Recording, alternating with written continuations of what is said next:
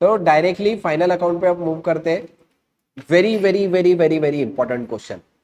अगर एग्जाम में बच्चों ये क्वेश्चन आया तो आएगा पूरे 15 मार्क के लिए, ठीक है। तो वेरी इंपॉर्टेंट, ध्यान देना। थोड़ा सा जूम कर लेता है ना। The following are the balances as on 31st March extracted from the books of Maple States, ठीक है। किसके बुक से? मैपल स्टेट की बुक से अपन ने मतलब ये ट्रायल बैलेंस दिया हुआ है, ठीक है। ट्रायल बैलेंस में बहुत सारी चीजें अपन पढ़ने में टाइम वेस्ट नहीं करेंगे, डायरेक्टली मैं तुमको इसकी एक एक एडजस्टमेंट पढ़ाऊंगा। अब यहाँ पे बच्चों क्या हुआ, एडिशनल इंफॉर्मेशन दिया हुआ है। एडिशनल इंफॉर्मेशन में कुछ इन्होंने रेक्टिफिकेशन की चीजें दी है। अच्छा, यहाँ पे इन्होंने बोला also show the rectification entries, मतलब ये क्वेश्चन में सिर्फ trading account, profit and loss account और बैलेंस शीट नहीं बनाना, उसके अलावा मुझे यहाँ पे रेक्टिफिकेशन एंट्रीज भी देखे जाना है। इसलिए question it is very very very very important question. अच्छा बच्चों, एक और बात बताओ, तुम लोग बोल रहे थे सर मॉड्यूल में न्यू ऐड हुए वाले क्वेश्चन करा दो, तो ये क्वेश्चन मॉड्यूल में अगर तुम जाके देखेंगे तो न्यूली ऐड हुआ है। पहले ये क्वेश्चन मॉड्यूल में नहीं था, ये क्वेश्चन लेटर ऑन ऐड हुआ, इसलिए भी मैंने मैराथन में रखा हुआ है, ठीक है। देखो सबसे पहला क्या है, purchase include sales return 2575 and sales include purchase return 1725। अब देखो गलत लेजर में मैंने पोस्टिंग की, परचेस के लेजर में सेल्स रिटर्न जाना चाहिए था क्या? नहीं जाना चाहिए था। तो परचेस को क्या कर देंगे 2575 से क्रेडिट, और एक्चुअल में सेल्स रिटर्न क्या होता है? सेल्स का उल्टा, सेल्स क्रेडिट तो सेल्स रिटर्न डेबिट। तो यहाँ पे क्या होगा, देखो ये वाली एंट्री में मेरा सेल रिटर्न डेबिट होगा। कितने से सेल्स रिटर्न डेबिट होगा? 2575, ठीक है। अच्छा परचेस क्या होगा? परचेस क्रेडिट हो जाएगा 2575 से। अच्छा आगे और बोला सेल्स इंक्लूड परचेस रिटर्न। अच्छा सेल्स में परचेस रिटर्न गलती से इंक्लूड हुआ, तो अगर तुम देखेंगे यहाँ पे सेल्स एक्चुअली सेल में इंक्लूड नहीं होना चाहिए था, तो सेल्स को क्या कर दो? डेबिट कर दो 1725 से। अच्छा परचेस रिटर्न में इंक्लूड होना चाहिए था, परचेस रिटर्न क्या करते? परचेस रिटर्न मेरे लिए क्रेडिट होता, तो टू परचेस रिटर्न आ जाएगा 1725। ऐसी मेरी रेक्टिफिकेशन एंट्री बनेगी। इसी को अगर कंबाइन एंट्री करूं तो sales return account debit, sales account debit, to purchase and to purchase return, वही एंट्री इधर। रिटर्न इनवर्ड सेल्स, इन्होंने सेल्स रिटर्न को लिखा return inward account debit, sales account debit, to purchase and to return outward. अच्छा अब इसका तुमको final account पे भी इंपैक्ट देना है। अब देखो फाइनल अकाउंट में इंपैक्ट क्या होगा, सबसे पहले तो यहाँ पे मेरे को लेजर में सेल और परचेस दिया हुआ है। सेल है 2,15,300 और परचेस है 1,60,000, ठीक है। देखो यहाँ पे अगर तुम देखोगे तो मेरे पास सेल्स कितनी गिवन है? 2,15,300 यहाँ पे मैंने ले लिया। अच्छा परचेस कितनी गिवन है? 1,60,000 रुपए की परचेस गिवन था। अब मेरे को one by one rectification entry का इफेक्ट देना है। देखो सेल्स में इंक्लूड था परचेस में इंक्लूड था सेल्स रिटर्न, यानी परचेस से हटाना पड़ेगा। परचेस से हटाना मतलब परचेस में से माइनस 2575। अच्छा और क्या था? सेल्स में इंक्लूड था परचेस रिटर्न, यानी यहां से सेल्स में से परचेस रिटर्न 1725 माइनस करना। अब ये तो यहां तक की बात हो गई बच्चों, तुम लोग एग्जाम में ये इंपैक्ट देके भी आ जाओगे, लेकिन हो सकता है इसके आगे का इंपैक्ट भूल जाओ, ठीक है। अब यहाँ पे सेल्स रिटर्न था, सेल्स रिटर्न एक्चुअल में फाइनल अकाउंट में कहां पे जाता है? तो अगर तुमको याद हो तो सेल्स रिटर्न एक्चुअल में अपन फटाफट मेरे को, चलो तुम लोग कमेंट बताओ, सेल्स रिटर्न अपन फाइनल अकाउंट में क्या करते?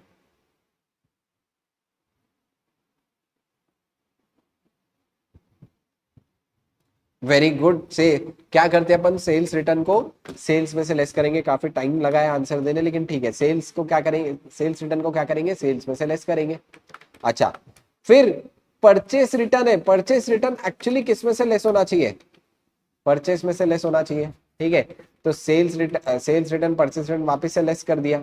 अच्छा सर यहाँ पे कहानी रुकी क्या? नहीं, अब यहाँ तक कि अपन ने जितना बोला क्वेश्चन में उतना एडजस्टमेंट किया, तो ये क्वेश्चन करना ही ऐसे, एक पेज छोड़ देना एग्जाम में जर्नल एंट्रीज के लिए, और फिर उसके बाद वन बाय वन इफेक्ट देते जा।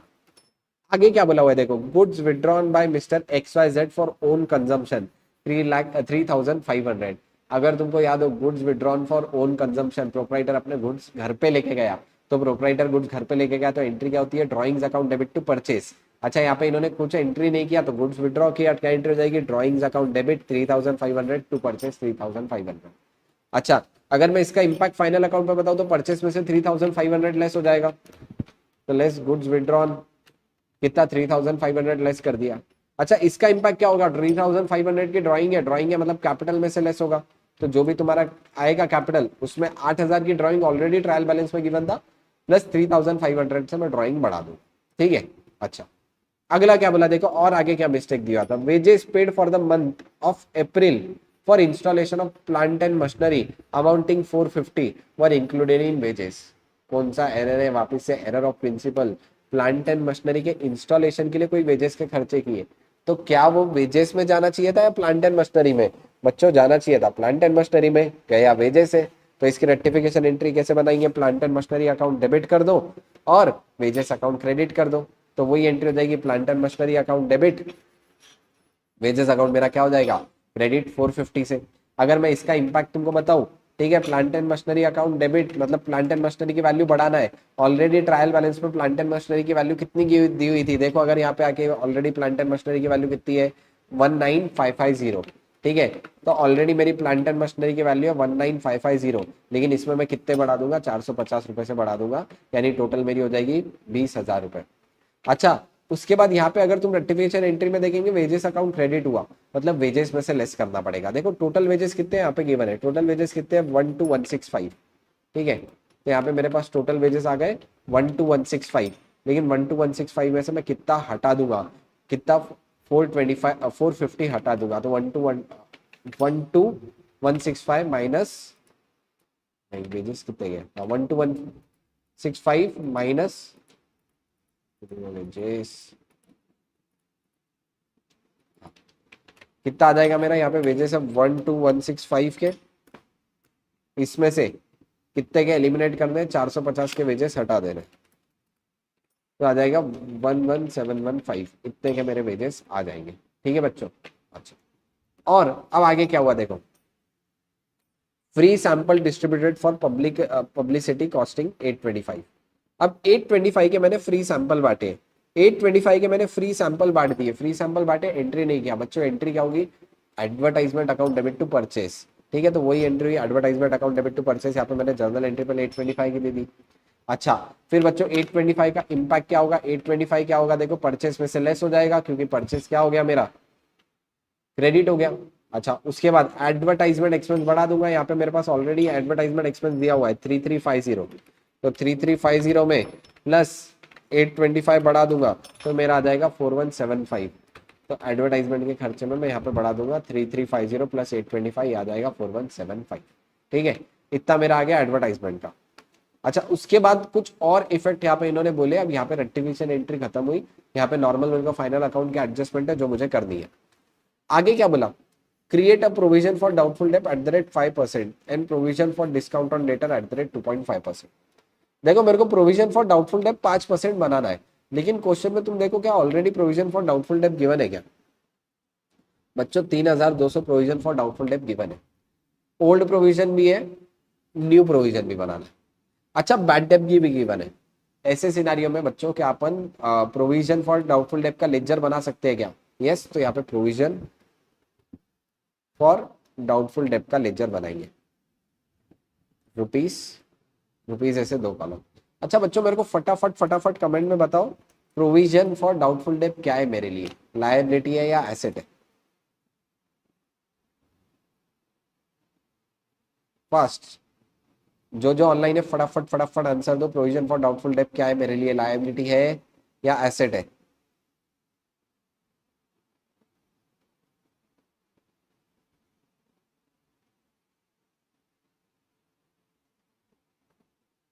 कोई तो आंसर दे दो जल्दी, प्रोविजन फॉर डाउटफुल डेट क्या है? एसेट है या लायबिलिटी? आ गया राधिका पावड़े, जतिन अग्रवाल, वेरी गुड। चलो आंसर है प्रोविजन फॉर डाउटफुल डेट क्या है मेरे लिए? लायबिलिटी। आशुतोष, मानवी, चलो बहुत जनों के आंसर आ रहे हैं, very good. Provision for doubtful debt liability है। लायबिलिटी है तो कौन सा बैलेंस होगा लायबिलिटी का बच्चों? क्रेडिट बैलेंस होगा। ठीक है, अब क्रेडिट बैलेंस होगा तो यहाँ पे क्या करूंगा? By balance brought down, opening provision है, कितना आ जाएगा ओपनिंग प्रोविजन? देखो 3200 का, तो ओपनिंग प्रोविजन ले लिया 3200। ठीक है।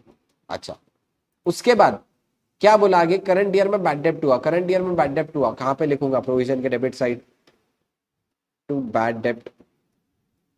करंट ईयर में कितने के बैड डेब्ट हुए थे देखो तुम लोग जाके, करंट ईयर में बैड डेप्ट हुए 1100 के, तो 1100 के बैड डेप्ट फिर प्रोविजन से एडजस्ट करूंगा। ठीक है।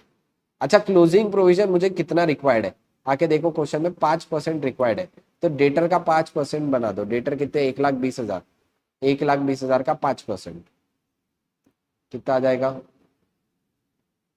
टू बैलेंस कैरिड डाउन, 1,20,000 का 5%, ये आ जाएगा बच्चों 1,20,000 इंटू 5%, 6,000 रुपये। ठीक है, यहाँ पे 6,000 रुपये आ गया। अब यहाँ पे मेरे को बैलेंसिंग फिगर मिल जाएगा बाय पीएनएल। तो बैलेंसिंग फिगर देखो कितना आएगा, 1100 प्लस 6,000 माइनस 3,200।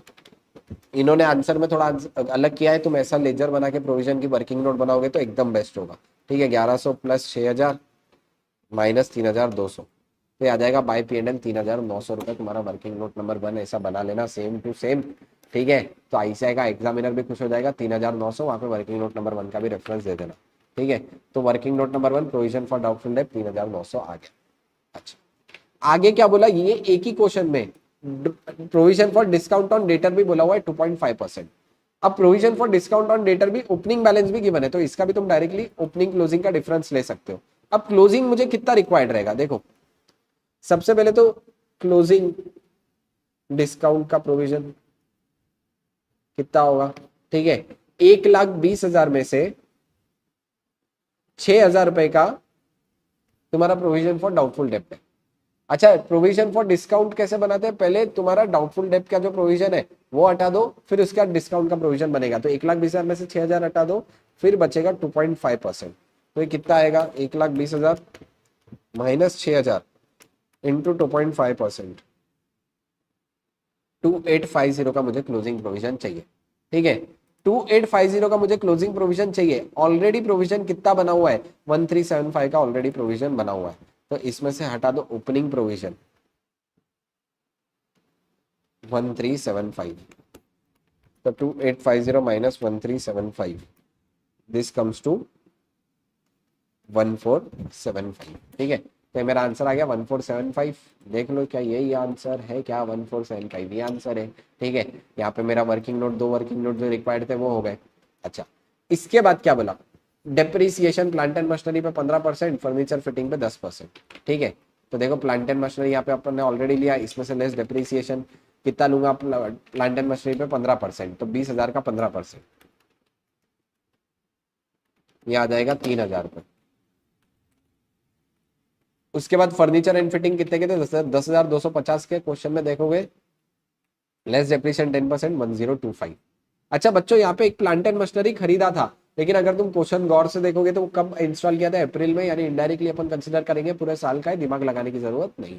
ठीक है, अच्छा इसी का डेप्रिसिएशन का सेकंड इफेक्ट दे दो, 3,000 प्लस 1,025, ये कहाँ चले जाएगा, पीएनएल में। तो पीएनएल में ले लो डेप्रीसिएशन, कितना आ जाएगा डेप्रीसिएशन, टू डेप्रीसिएशन 19,550 प्लस 450 का 15% और 10%, ये आ जाएगा टोटल मेरा 4,025 का मेरा टोटल आ गया डेप्रिसिएशन। ठीक है, अच्छा उसके बाद ये एडजस्टमेंट को मार्क करना वेरी वेरी इंपॉर्टेंट। क्वेश्चन में क्या बोला, ध्यान से एकदम आराम आराम से पढ़ेंगे। Bank overdraft is secured against the hypothecation of the stock. Bank overdraft outstanding as on 31st March has been considered as a 80% of value of real stock after deducting 20% margin after adjusting marginal value of 80% and same has been allowed to the overdraft। Sir सब ऊपर से चले गया दिमाग के, है ना, मतलब इतना खतरनाक खतरनाक लाइन, तो कोई टेंशन नहीं, आराम आराम से एक एक इसको डिकोड करते हैं। क्या बोला हुआ है क्वेश्चन में, बैंक ओवरड्राफ्ट जो लिया हुआ है वो मैंने स्टॉक को रख के बैंक ओवरड्राफ्ट लिया हाइपोथेकेट करके। ठीक है, अब बैंक ओवरड्राफ्ट कैसे कैलकुलेट होगा, अगर मेरे पास 100 रुपए का स्टॉक है तो बैंक उसकी रियल वैल्यू कंसीडर करेगा 80 रुपए। अब बैंक ने इसकी वैल्यू कंसीडर की 80 रुपए, इसके ऊपर बैंक लोन कितना देगा, फिर से 80% इसका लोन देगा, 20% मार्जिन डिडक्ट करके। तो 80 का अगर मैं माइनस 20% करूं या 80 का 80% करूं तो बैंक टोटल देने वाला है 64 रुपीज। यानी अगर मेरा 100 रुपए का स्टॉक है तो बैंक मेरे को कितने रुपए का लोन देगा, 64 रुपीज का मेरे को ओवरड्राफ्ट अलाउ करेगा। ठीक है, वैसे ही है, वापिस से वर्डिंग बता रहा हूं, 100 रुपए का स्टॉक है तो बैंक उसको मान रहा 80 और उसके पर लोन देगा 80%, मतलब 80 का 80%, यानी बैंक ने लोन दिया 64%।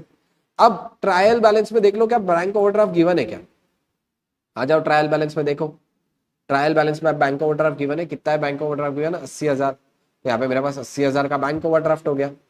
लेकिन ये 80,000 कितने परसेंट है, 64% होगा बच्चों। क्यों 64%? क्योंकि बैंक ओवरड्राफ्ट 64% अलाउ करेगा स्टॉक की वैल्यू का, तो ये स्टॉक की वैल्यू का 64% है। तो मेरे को बताओ 100% कितना, क्रॉस मल्टीप्लीकेशन करके 80,000 डिवाइड बाय 64%, ये करेंगे तो 1,25,000 रुपये मेरी स्टॉक की वैल्यूएशन आ गई।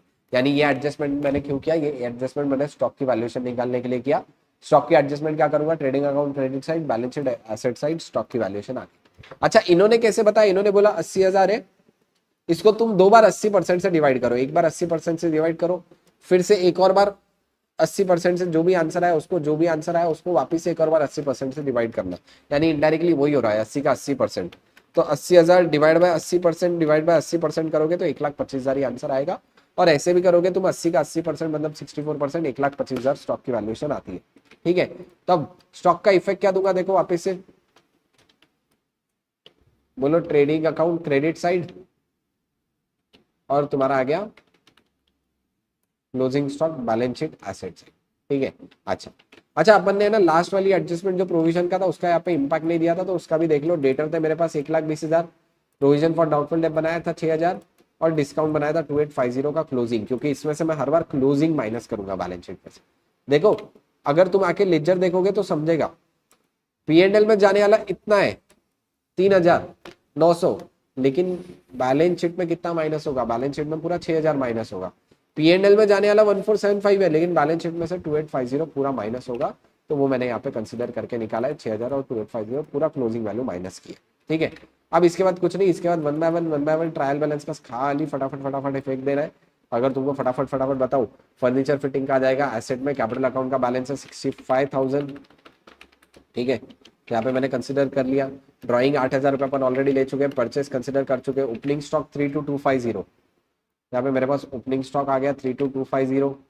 अच्छा, फिर उसके बाद ये सब एडजस्ट कर लिया। Sundry creditor 47,500, balance sheet liability side कितना आ जाएंगे, सन्ड्री क्रेडिटर 47,500।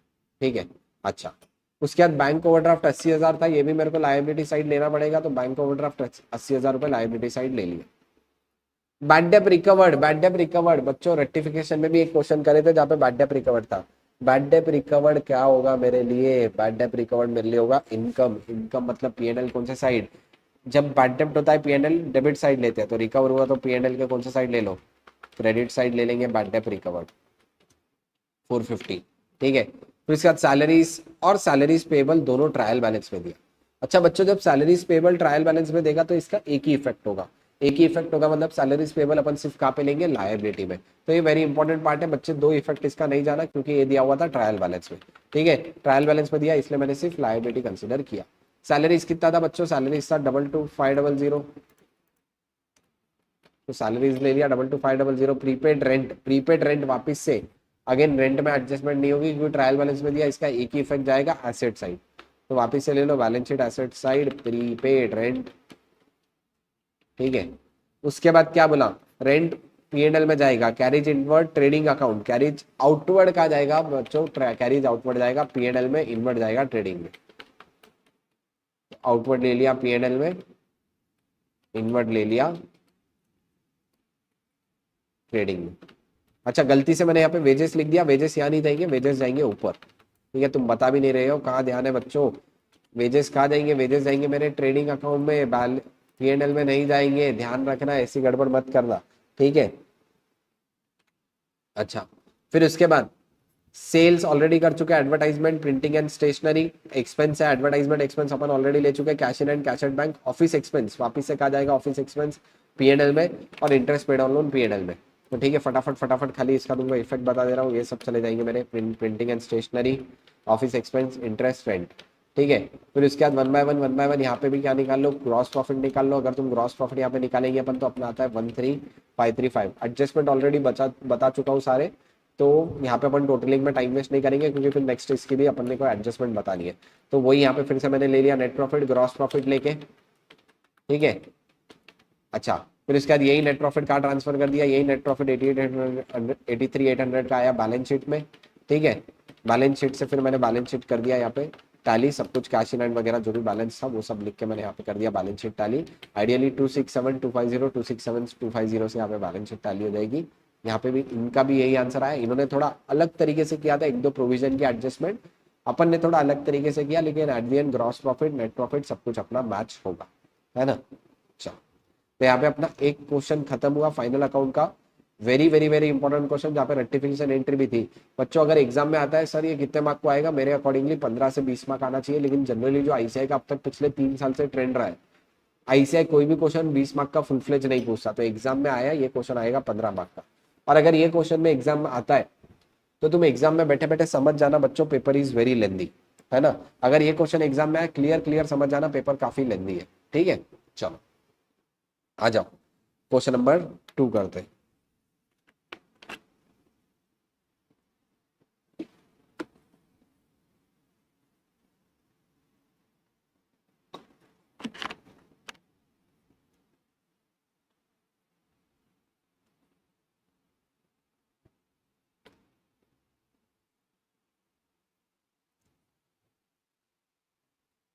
चलो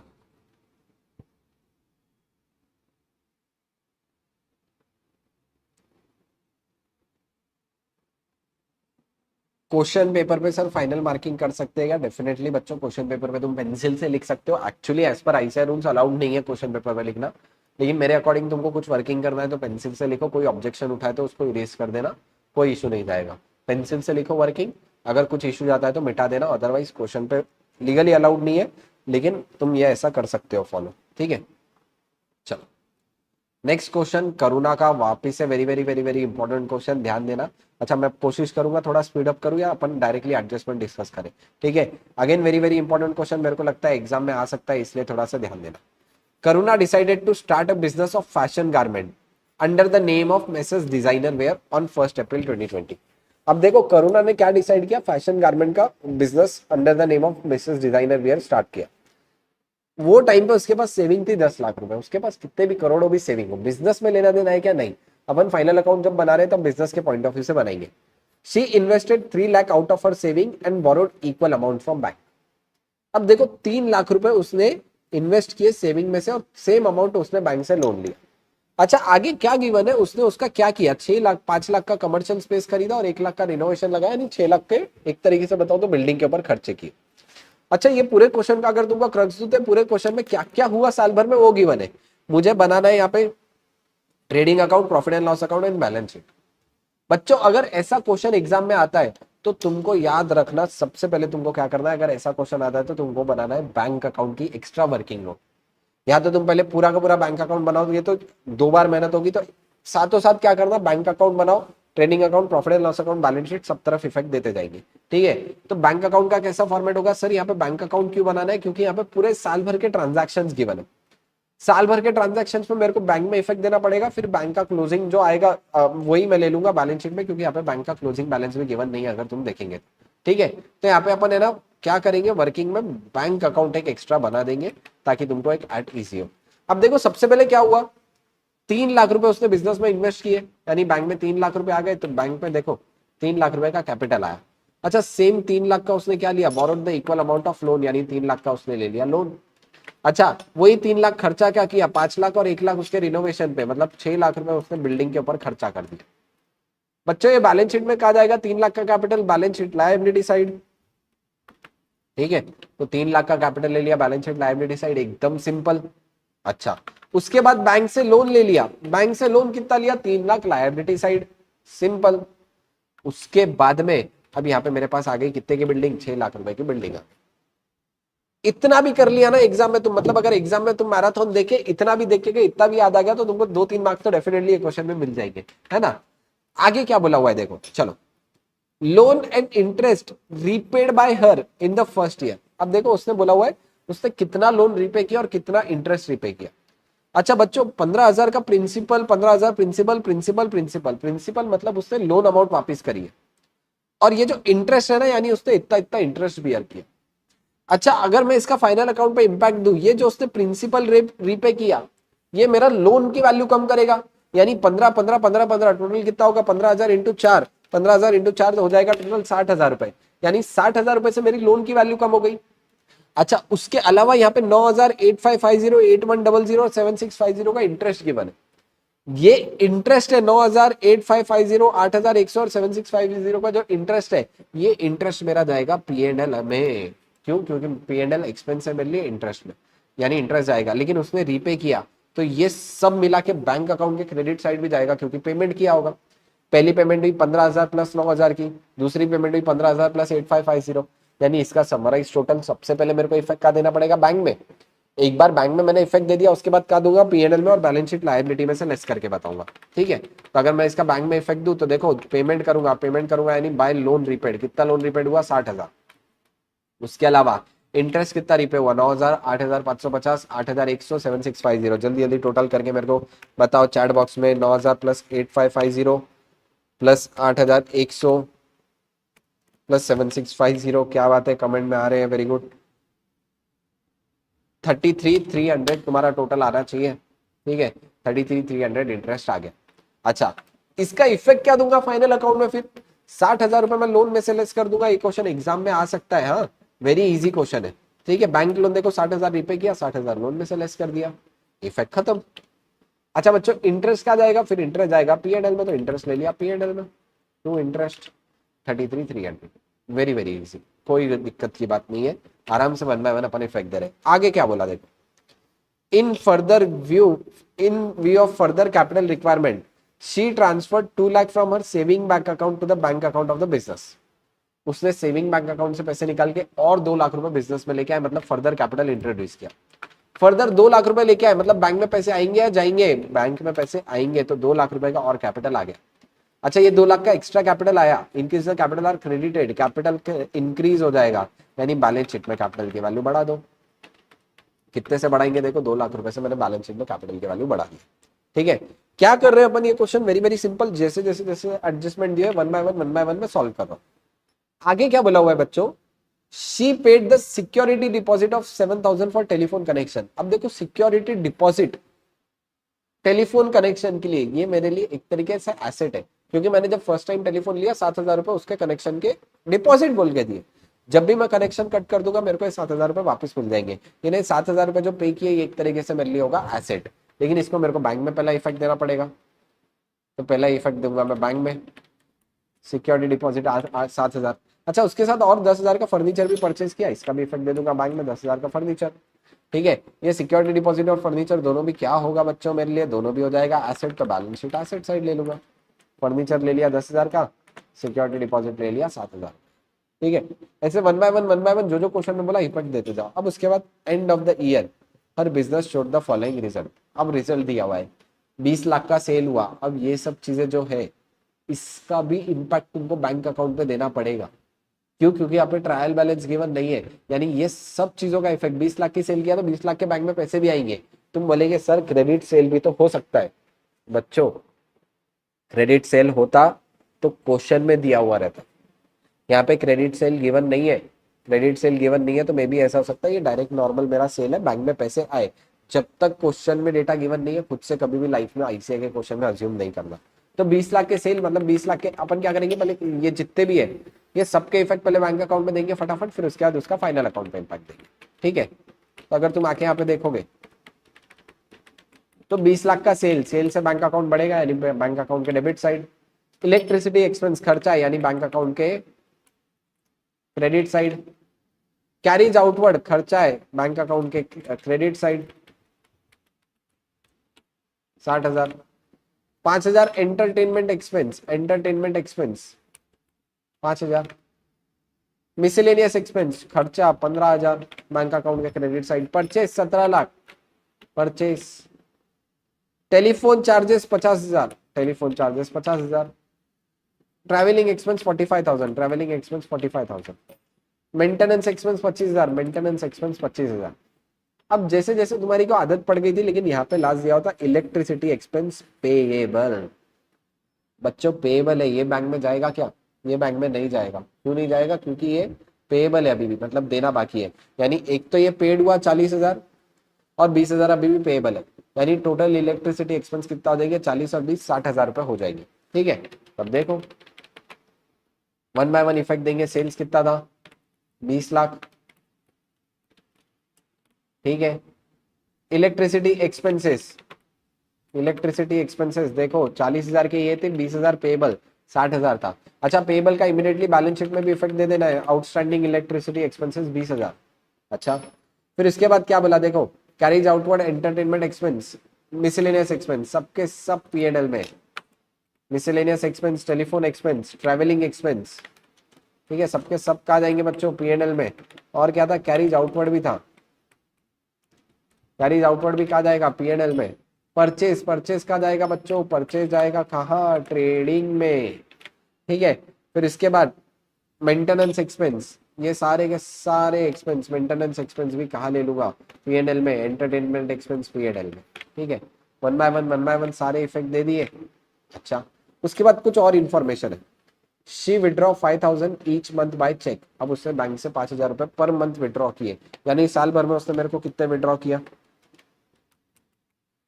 5,000 पर मंथ विड्रॉ किया, यानी साल भर में 12, यानी टोटल विड्रॉ किए 60,000 रुपए, यानी टोटल उसने 60,000 रुपए विड्रॉ किए।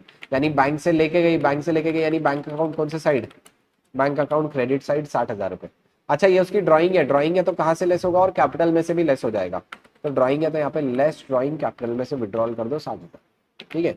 अच्छा और क्या बोला हुआ, depreciation 5% on building and oil furniture 10%। ठीक है। तो बिल्डिंग पे कर दो 6 लाख का 5%, 30,000। फर्नीचर पे कर दो 10,000 का 10%, 1,000। और ये 30,000 और 1,000, 31,000 का डिप्रिसिएशन कहाँ चले जाएगा, पीएनएल अकाउंट में 31,000 का डिप्रिसिएशन ले लिया। अच्छा उसके बाद क्या बोला, एटलास क्लोजिंग स्टॉक बोला, क्लोजिंग स्टॉक का इफेक्ट क्या होगा, trading account credit side, balance sheet asset side. तो closing stock trading account credit side, balance sheet ले लिया closing, balance sheet asset side. ठीक है। अच्छा यहाँ पे हो गया। उसके बाद में अब डायरेक्टली निकालना है मेरे को ग्रॉस प्रॉफिट। वेरी इजी, एकदम आसान तरीके से निकाल सकता हूं मैं, कुछ एडजस्टमेंट ही नहीं है। अगर तुम यहाँ पे आइडियली निकालने भी जाओगे तो आ जाएगा 8,50,000 का आ गया मेरा ग्रॉस प्रॉफिट। यही ग्रॉस प्रॉफिट यहाँ पे ले लिया बाय ग्रॉस प्रॉफिट, और डायरेक्टली तुम्हारा नेट प्रॉफिट निकालोगे तो आ जाएगा 5,25,700।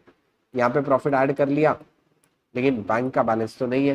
तो बैंक का बैलेंस मतलब अभी यहाँ पे दिख रहा है, लेकिन बैंक का बैलेंस कहाँ से आया, अगर तुम ये वाली वर्किंग नोट देखोगे तो यहाँ पे से तुमको निकल जाएगा बैंक का बैलेंस, बैंक में कितने पैसे बचे।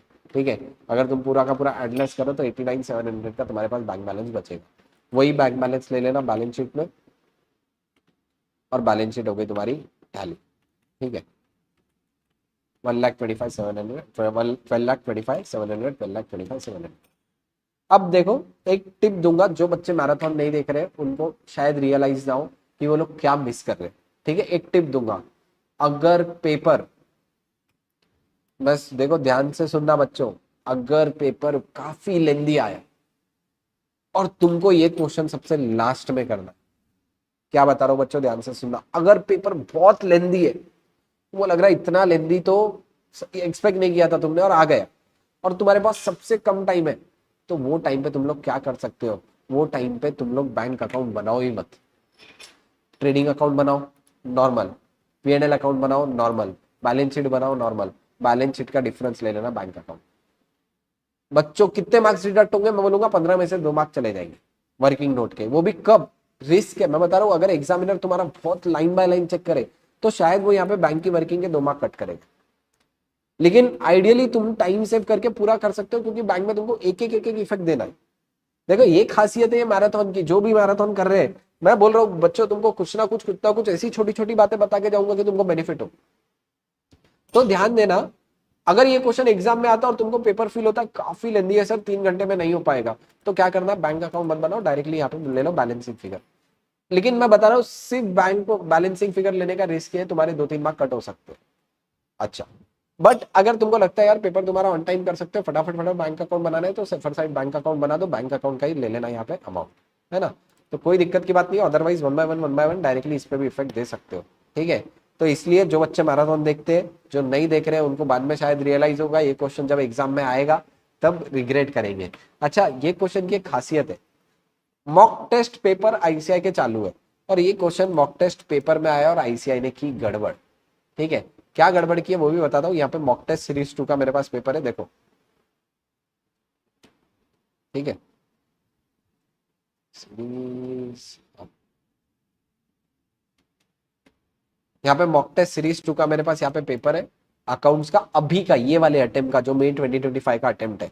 अगर तुम यहाँ पे जाके देखेंगे तो यहाँ पे सेम क्वेश्चन आया हुआ है। अच्छा, ये क्वेश्चन में उन्होंने गड़बड़ क्या की है वो भी बता रहा हूँ, ठीक है, एकदम ध्यान से सुन के लो। ठीक है, यहाँ पे वही बोला हुआ है paper trading account balance sheet PNL बनाने बोला, 12 मार्क के लिए क्वेश्चन आया। ठीक है, जस्टिफाइड चलो मान लो 12 मार्क के लिए आया। अब यहाँ पे देखो इन्होंने सेल्स क्या लिया, सेल्स आइडियली लेना चाहिए था 12,41,800। इसमें से अपन क्या क्या हटाते अभी जस्ट करें, परचेज इंक्लूड सेल्स रिटर्न, लेकिन सेल्स में से भी माइनस होगा, यानी 1,41,800 माइनस 15,450। अच्छा, इसमें से परचेज रिटर्न जो सेल में इंक्लूड हुआ वो भी 10,350 माइनस होगा, यानी इन्होंने सेल कंसिडर करना चाहिए था 12,16,000। इन्होंने आंसर में कितना लिया, 12,66,000। 12,16,000 और 12,66,000 अगर तुम करेंगे तो यहाँ पे 50,000 रुपए का डिफरेंस। सर गलत है या सही है? डेफिनेटली गलत है, 12,16,000 ही तुमने यहाँ पे लेना चाहिए था। मॉक टेस्ट पेपर में गलत आंसर आया है। ठीक है, अच्छा जनरली मॉक टेस्ट पेपर में आईसीआई को उटपटांग अटक करती है ना, तो वो क्वेश्चन शायद से एग्जाम में आ भी जाए, तो यू नेवर नो, ये क्वेश्चन क्या पता एग्जाम में आ जाए। लेकिन यहाँ पे 50,000 गलत है तुम्हारा, अगर 12,16,000 लिया है तो करेक्ट है। और यहाँ पे 50,000 से तुम्हारे बैलेंस शीट में भी डिफरेंस आएगा, अगर ये अमाउंट से देखोगे तो तुम्हारे बैलेंस शीट में भी 50,000 रुपए का डिफरेंस आएगा, क्योंकि इन्होंने क्वेश्चन ड्राफ्टिंग में ही गड़बड़ की है। ठीक है, तो ये क्वेश्चन का जो सजेस्टेड आंसर था, ये क्वेश्चन का सजेस्टेड आंसर में सॉरी, तो ये क्वेश्चन का जो सजेस्टेड आंसर था, सजेस्टेड आंसर में ही गड़बड़ थी। ठीक है, तो कुछ नहीं कर सकते। वैसे भी मॉक टेस्ट पेपर में काफी गलतियां रहती है, मैं तो मानता हूँ मॉक टेस्ट पेपर में बहुत सारी गलतियां हो जाती है, कोई दिक्कत की बात नहीं है, लेकिन मैंने बस तुमको क्लैरिफाई करना था तो यहाँ पे क्लैरिफाई कर दिया है ना। चलो आ जाओ नेक्स्ट फाइनल अकाउंट्स के क्वेश्चन पे।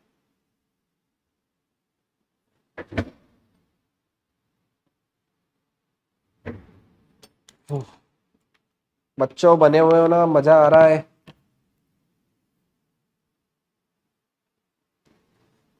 मुझे करेक्ट 50,000 का डिफरेंस है, करेक्ट करेक्ट, क्या बात है, काफी लोग जुड़े हुए, काफी लोग कर रहे हैं, है ना। चलो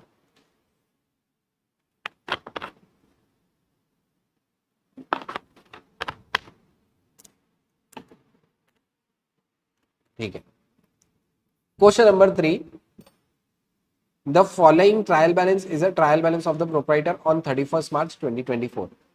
अब देखो ट्रायल बैलेंस, प्रोप्राइटर का ट्रायल बैलेंस 31 मार्च 2024 का दिया हुआ है।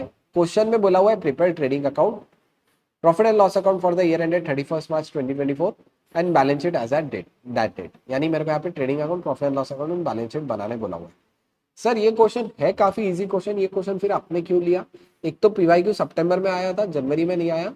सेकेंडली ये क्वेश्चन है ना मॉडल टेस्ट पेपर में काफी बार पूछा हुआ है, और मॉड्यूल में थोड़ा सा ना न्यूली एडेड था, न्यूली क्वेश्चन इंफोसिस हुआ, इसलिए इजी क्वेश्चन है, लेकिन मैंने यहाँ पे सिर्फ रखा हुआ है। ठीक है, अच्छा यहाँ पे जो प्रोविजन की वर्किंग नोट है, वो प्रोविजन की वर्किंग नोट बनाना था, इसलिए भी मैंने ये क्वेश्चन रखा हुआ है। ठीक है, तो काफी इजी क्वेश्चन है, लेकिन इजी क्वेश्चन है, लेकिन एक बार देख के जाना। लास्ट ईयर मैंने दूसरा क्वेश्चन रखा था मैराथन में, वो वाला क्वेश्चन भी तुमको बताऊंगा कौन सा है। ये वाला क्वेश्चन अलग ऐड किया मैंने, और वो वाला क्वेश्चन की मैं तुमको लिंक दे दूंगा, लेकिन जुड़े रहना, बहुत इजी क्वेश्चन है। ठीक है, अब देखो यहाँ पे 1 बाय 1 क्या बोला हुआ है। क्लोजिंग स्टॉक कितना है? 5,20,000। बच्चों क्लोजिंग स्टॉक की एडजस्टमेंट काफी इजी एडजस्टमेंट क्या होगी क्लोजिंग स्टॉक की एडजस्टमेंट? देखो अगर तुमको याद हो, trading account credit side, balance sheet asset side, क्या बात कर रहे हो सर, अब तो रट गई है क्लोजिंग स्टॉक की एडजस्टमेंट। ठीक है, देखो ट्रेडिंग अकाउंट क्रेडिट साइड और बैलेंस शीट एसेट साइड आ गया, कितना आया? 5,20,000।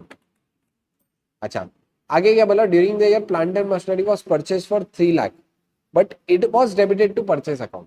अब देखो मैंने प्लांट एंड मशीनरी खरीदा था, लेकिन प्लांट एंड मशीनरी खरीदा हुआ गलती से कहा ले लिया, परचेज में ले लिया, यानी एरर ऑफ प्रिंसिपल है, परचेज में से लेस करूंगा और प्लांट एंड मशीनरी की वैल्यू बढ़ा दूंगा।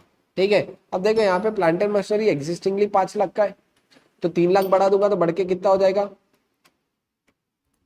प्लांट एंड मशीनरी एग्जिस्टिंग कितना है? 5 लाख, बढ़ा दूंगा 3 लाख से, तो टोटल मेरे पास यहाँ पे हो जाएगा 5 लाख प्लस 3 लाख, 8 लाख रुपए का हो जाएगा। ठीक है, अच्छा अगर यहाँ पे मैं परचेस ले रहा हूँ, तुम देखो ट्रायल बैलेंस में परचेस कितना गिवन था? 21,35,000। इसमें से लेस करूंगा प्लांट एंड मशीनरी 3 लाख रुपए, तो 3 लाख रुपए का मैंने इफेक्ट दे दिया। ठीक है, नेक्स्ट क्या है? 3 months factory rent is due. But not paid 3000। 3 months का फैक्ट्री रेंट मैंने पे नहीं किया 3000 रुपये, ठीक है। तो 3000 रुपये का फैक्ट्री रेंट जो है, देखो यहाँ पे 8000, 8000 में 3000 ऐड कर दूंगा फैक्ट्री रेंट, ठीक है। तो अगर तुम देखेंगे फैक्ट्री रेंट, अच्छा फैक्ट्री रेंट बच्चों कहाँ जाएगा, सबसे पहले बताओ, फैक्ट्री रेंट ट्रेडिंग अकाउंट में जाएगा या पीएनएल में? फैक्ट्री रेंट जाएगा ट्रेडिंग अकाउंट में, ठीक है। 8000 रुपये का था, 3000 रुपये का आउटस्टैंडिंग है, टोटल फैक्ट्री रेंट हो जाएगा 11,000, ठीक है। अच्छा, provision for provide depreciation 5% per annum on furniture and 10% on plant and machinery and motor van.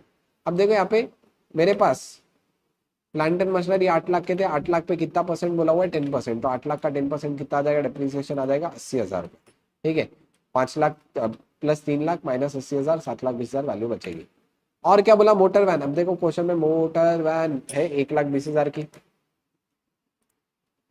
Less depreciation 10%, 1,20,000 का 10% 12,000, 1,08,000 बचा। अच्छा, फिर उसके बाद फर्नीचर पे कितना बोला, provide depreciation on furniture 5%। Furniture है क्या, देखो है 26,000 रुपये का ऑफिस फर्नीचर, ठीक है। तो 26,000 रुपये का ऑफिस फर्नीचर लेस डेप्रिसिएशन 5%, 26,000 का 5%, 1,300 रुपये आ गया और 24,700 बचा।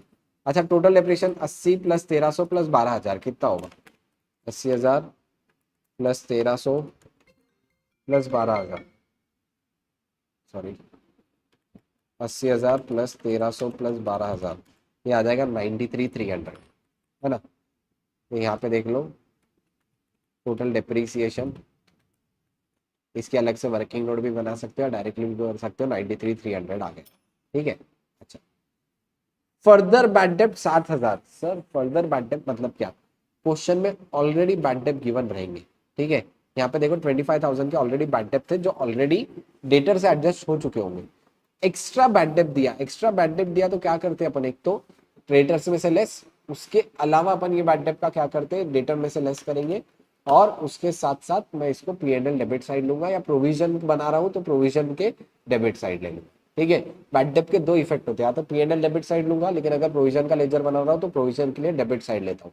अच्छा बच्चों, प्रोविजन के लेजर में बैड डेप्ट का इफेक्ट क्यों जाता है, इसके पीछे का लॉजिक भी बताया मैंने।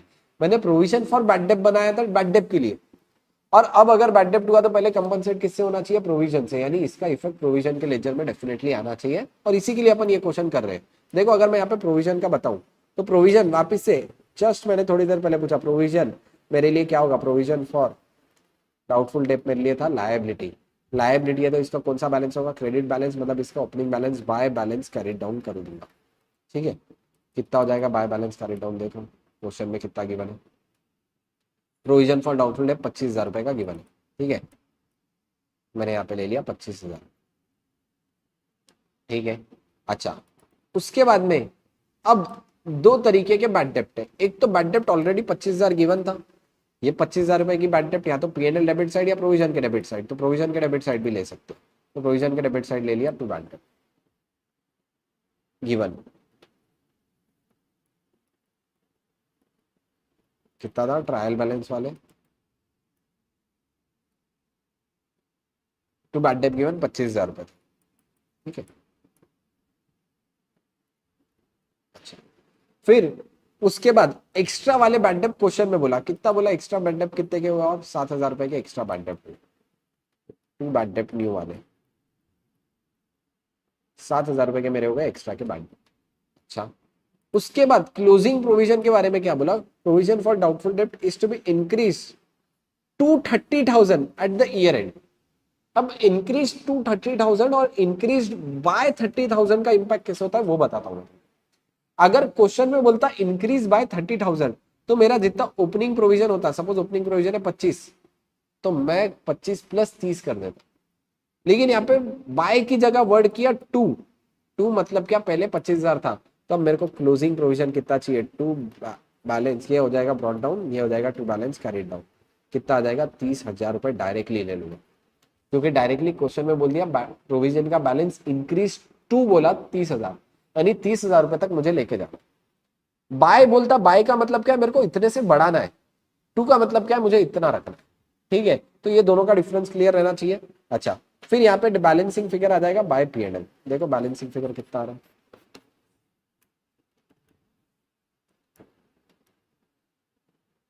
25,000 प्लस 7,000 प्लस 30,000 माइनस 25,000, ये आएगा 37,000 बाई पी एन एल। ठीक है, यानी 37,000 मैंने प्रोविजन ले लूंगा पी एन एल में, 37,000 ले लिया। अच्छा बच्चों, इसका इफेक्ट एक तो ये हो गया, 37 का बैलेंसिंग फिगर जाएगा पी एन एल में। अच्छा, और क्या क्या इफेक्ट होगा, या एक्स्ट्रा के जो बैड डेट थे डेटर में से लेस होगा। तो अगर मैं यहाँ पे डेटर्स बना रहा हूँ, ठीक है, आ जाओ बैलेंस शीट में, अगर मेरे पास है डेटर, इसमें से फर्दर जो बैड डेट 7,000 के थे वो माइनस होंगे। उसके अलावा क्लोजिंग यहाँ पे प्रोविजन कितना है, 30। तो बच्चों याद रखना, हमेशा मैं क्या माइनस करूंगा, क्लोजिंग प्रोविजन माइनस करूंगा। क्लोजिंग प्रोविजन था 30। ठीक है, अब इसके बाद जो डेटर बचे उसके ऊपर मैं क्या बनाऊंगा, डिस्काउंट। अब इसके बाद कितने के डेटर बचे आले, 4,57,000 माइनस 7,000 माइनस 30,000, 4,20,000 रुपए के बचे आने। ठीक है, तब 4,20,000 के ऊपर मैं एक्स्ट्रा बनाऊंगा। अब देखो यहाँ पे क्या बोला हुआ, provision for discount on debtor to be made at 2%, यानी 4,20,000 का 2% चाहिए मुझे। वर्किंग नोट नंबर 2 बना सकते हो तुम, 4,20,000 का 2% चाहिए, यानी 8,400 चाहिए। अच्छा, ऑलरेडी ट्रायल बैलेंस में कितना गिवन है एक बार देख लो जाके। प्रोविजन ऑलरेडी ट्रायल बैलेंस में कितना है, प्रोविजन फॉर डिस्काउंट,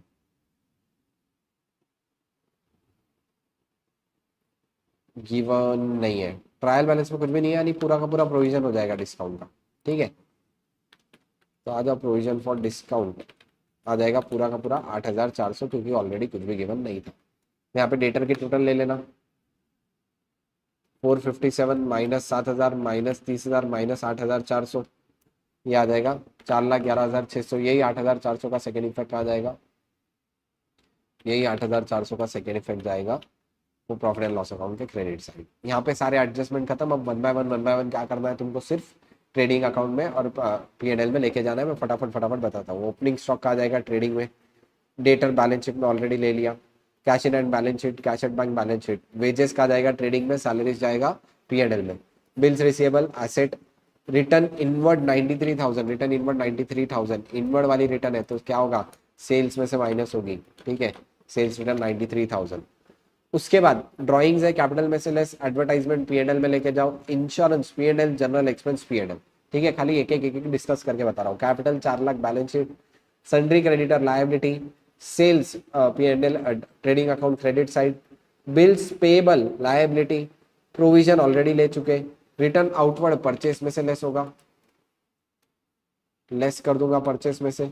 अच्छा, फिर उसके बाद क्या बोला, डिस्काउंट रिसीव, डिस्काउंट रिसीव क्या होगी मेरे लिए, इनकम, इनकम मतलब P&L क्रेडिट साइड ले लूंगा डिस्काउंट रिसीव। ठीक है, तो वन बाय वन अगर तुम ये सब चीजों का इफेक्ट देते हो, तो ये सब चीजों का इफेक्ट देने के बाद क्या होगा, डायरेक्टली तुम्हारा ये सब इफेक्ट देने के बाद 14,56,000 का तुम्हारा आ जाएगा ग्रॉस प्रॉफिट, और बाद में नेट प्रॉफिट आ जाएगा 10,16,300, और तुम्हारी बैलेंस शीट हो जाएगी टाली। इन्होंने भी आइडियली वही किया, सब कुछ इफेक्ट। अब यहाँ पे मैं एक एक चीजें टैली करके नहीं बता रहा हूँ, क्योंकि again this is a marathon batch, हर एक चीज अपन यहाँ पे डिटेल में कवर नहीं कर सकते, लेकिन तुमको सब कुछ पूरा का पूरा क्वेश्चन डिस्कस किया। एडजस्टमेंट का इफेक्ट कैसे देना है ये भी ऑलरेडी बता चुके। ठीक है बच्चों, यहाँ तक समझ में आ रहा है क्या, जुड़े हुए हो क्या? अभी भी बहुत सारे, बहुत कम लोग बचे हैं, 32 स्टूडेंट बचे हैं, लेकिन ठीक है, 32 का बेनिफिट हो अपने को क्या, 32 के भी 2 मार्क बढ़ गए तो मैं तो तुम्हारे लिए लगा रहूंगा।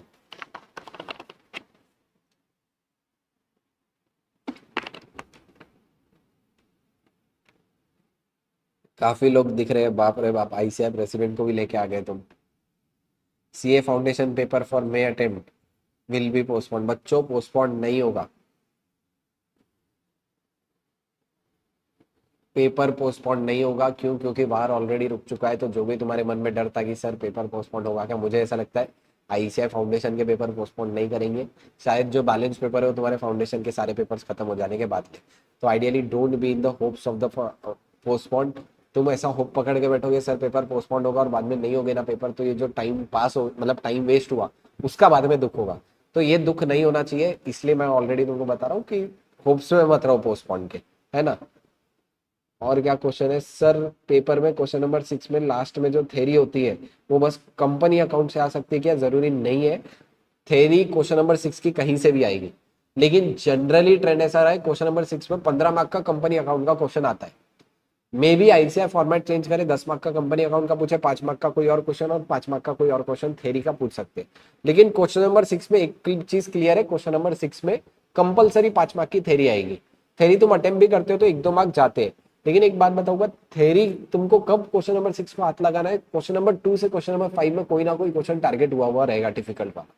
तो अगर तुमको लगता है क्वेश्चन नंबर 2 में से क्वेश्चन नंबर 5 में कोई क्वेश्चन स्किप करना है, तो डेफिनेटली क्वेश्चन नंबर 6 करना पड़ेगा, यानी तुमको थेरी अटेम्प्ट करनी ही पड़ेगी। अब इसमें भी एक ऑलरेडी स्ट्रक्चर सेट है, तुमको बताऊं तो क्वेश्चन नंबर 1 में जो थेरी आती है ना, वो हमेशा फर्स्ट चैप्टर से, और क्वेश्चन नंबर 6 में जो थेरी है वो रेसिडुअल चैप्टर से। तो क्वेश्चन नंबर 1 में थेरी आएगी चैप्टर नंबर 1 से, और क्वेश्चन नंबर 6 में थेरी आएगी अदर चैप्टर से। यानी क्वेश्चन नंबर 6 तुमको अटेम्प्ट करना है तो क्वेश्चन नंबर 6 में तुमको करना, क्वेश्चन नंबर 6 तुमको करना पड़ेगा, और क्वेश्चन नंबर 6 में अदर चैप्टर की थेरी करनी पड़ेगी। क्वेश्चन नंबर 1 कंपलसरी है, क्वेश्चन नंबर 1 की थेरी तुम जनरली देखो चैप्टर नंबर 1 से ही आती है। क्वेश्चन नंबर 1 में 4 मार्क की थेरी है, और क्वेश्चन नंबर 6 में 5 मार्क की थेरी, जो कि ऑप्शनल है एक तरीके से पूरा का पूरा क्वेश्चन, है ना। यानी 4 मार्क की थेरी कंपलसरी, तुम ऑप्शनल को ऑप्ट करते हो तो तुम्हारे पेपर में 9 मार्क की थेरी रहेगी। मैं लास्ट डे ट्राई करूंगा, अगर तुम सब लोग बोलते हो कि सर लास्ट डे तक हम रुकेंगे, थोड़े थोड़े अभी 39 बच्चे, तुम तुम्हारे दोस्तों को जाके बोलेंगे सर एक जबरदस्त टिप्स बता रहे, और कल अगर 60-70 बच्चे और आ जाते हैं, तो मैं गारंटी दे रहा तुम्हारा कंपनी अकाउंट भी मैराथन में कवर कराऊंगा, थेरी क्वेश्चन भी लूंगा। खाली तुम मेरे को सपोर्ट करो तो 100% मैं तुम्हारे साथ हूँ, है ना। पाकिस्तान के भी लोग अपने को सपोर्ट करने हैं, कोई टेंशन की बात नहीं है। हम्म बहुत बातें हो गई, बिना टाइम वेस्ट करे आ जाओ, नेक्स्ट क्वेश्चन करते। ठीक है, नेक्स्ट क्वेश्चन है मैन्युफैक्चरिंग अकाउंट का। अच्छा, ये क्वेश्चन नंबर 6 पूरे एग्जाम की बातें चल रही थी, है ना। चलो आ जाओ, मैन्युफैक्चरिंग अकाउंट का क्वेश्चन है, question number 4, very very easy question. अगर एग्जाम में आता है तो 5 से 10 मार्क का मैन्युफैक्चरिंग अकाउंट का क्वेश्चन आ सकता है। ठीक है, देखो रॉ मटेरियल, अच्छा ये क्वेश्चन मैं यहीं पर ही से तुमको इसके ही आंसर में से डिस्कस करा दूंगा। ठीक है, रॉ मटेरियल का ओपनिंग स्टॉक गिवन है। अच्छा, अगर तुमको याद हो तो मैन्युफैक्चरिंग अकाउंट में, फटाफट बताओ बच्चों, मैन्युफैक्चरिंग अकाउंट में मैं पूरे के पूरे रॉ मटेरियल लेता हूँ, या रॉ मटेरियल का ओपनिंग स्टॉक क्लोजिंग स्टॉक लूंगा, या जब मैन्युफैक्चरिंग अकाउंट बना रहा हूँ तो क्या करते हैं अपन। तो 3 तरीके के यहाँ पे, एक तो वर्क इन प्रोग्रेस था, रॉ मटेरियल था, और फिनिश गुड्स था। रॉ मटेरियल का ओपनिंग स्टॉक क्लोजिंग स्टॉक का मैं क्या करता हूँ, मेरे को फटाफट बताओ तुम लोग। चलो मेरा क्वेश्चन है तुमसे कि रॉ मटेरियल का मैं क्या करता हूँ, I am waiting for the answers.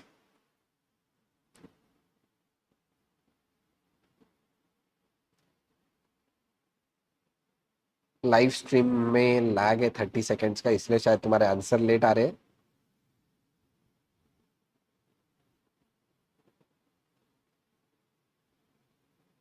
ठीक है, रॉ मटेरियल का मैं क्या करता हूँ, रॉ मटेरियल में, वेरी गुड आ गया, चलो राधिका पावड़े का आंसर आ गया, वेरी गुड। कंज्यूम में कंसिडर करूंगा, गायत्री अटक कंज्यूम में लेंगे। ठीक है, ठीक है, चलो वेरी गुड। रॉ मटेरियल का मैं क्या करूंगा, रॉ मटेरियल में कहाँ पे कंसिडर करूंगा, कंज्यूम में, यानी opening stock closing stock purchase निकाल के मैं निकालता हूँ raw material consume. Work in progress का क्या करते हैं अपन, वर्क इन प्रोग्रेस का ओपनिंग स्टॉक लूंगा मैं, trading account debit side, closing stock sorry manufacturing account debit side, और वर्क इन प्रोग्रेस का क्लोजिंग स्टॉक लूंगा manufacturing account credit side. Finish goods का लूंगा मैं trading account debit side, trading account credit side. ऐसे 3 तरीके के स्टॉक का यहाँ पे अपने को इफेक्ट देना होता है। अगर तुम यहाँ पे देखेंगे तो following is the additional information available. Raw material है 486, फिनिश गुड्स है 543, और वर्क इन प्रोग्रेस का क्लोजिंग स्टॉक है 234। अब देखो यहाँ पे रॉ मटेरियल कंज्यूम कैसे निकालेंगे। रॉ मटेरियल कंज्यूम का ओपनिंग स्टॉक मेरे पास कितना था रॉ मटेरियल का,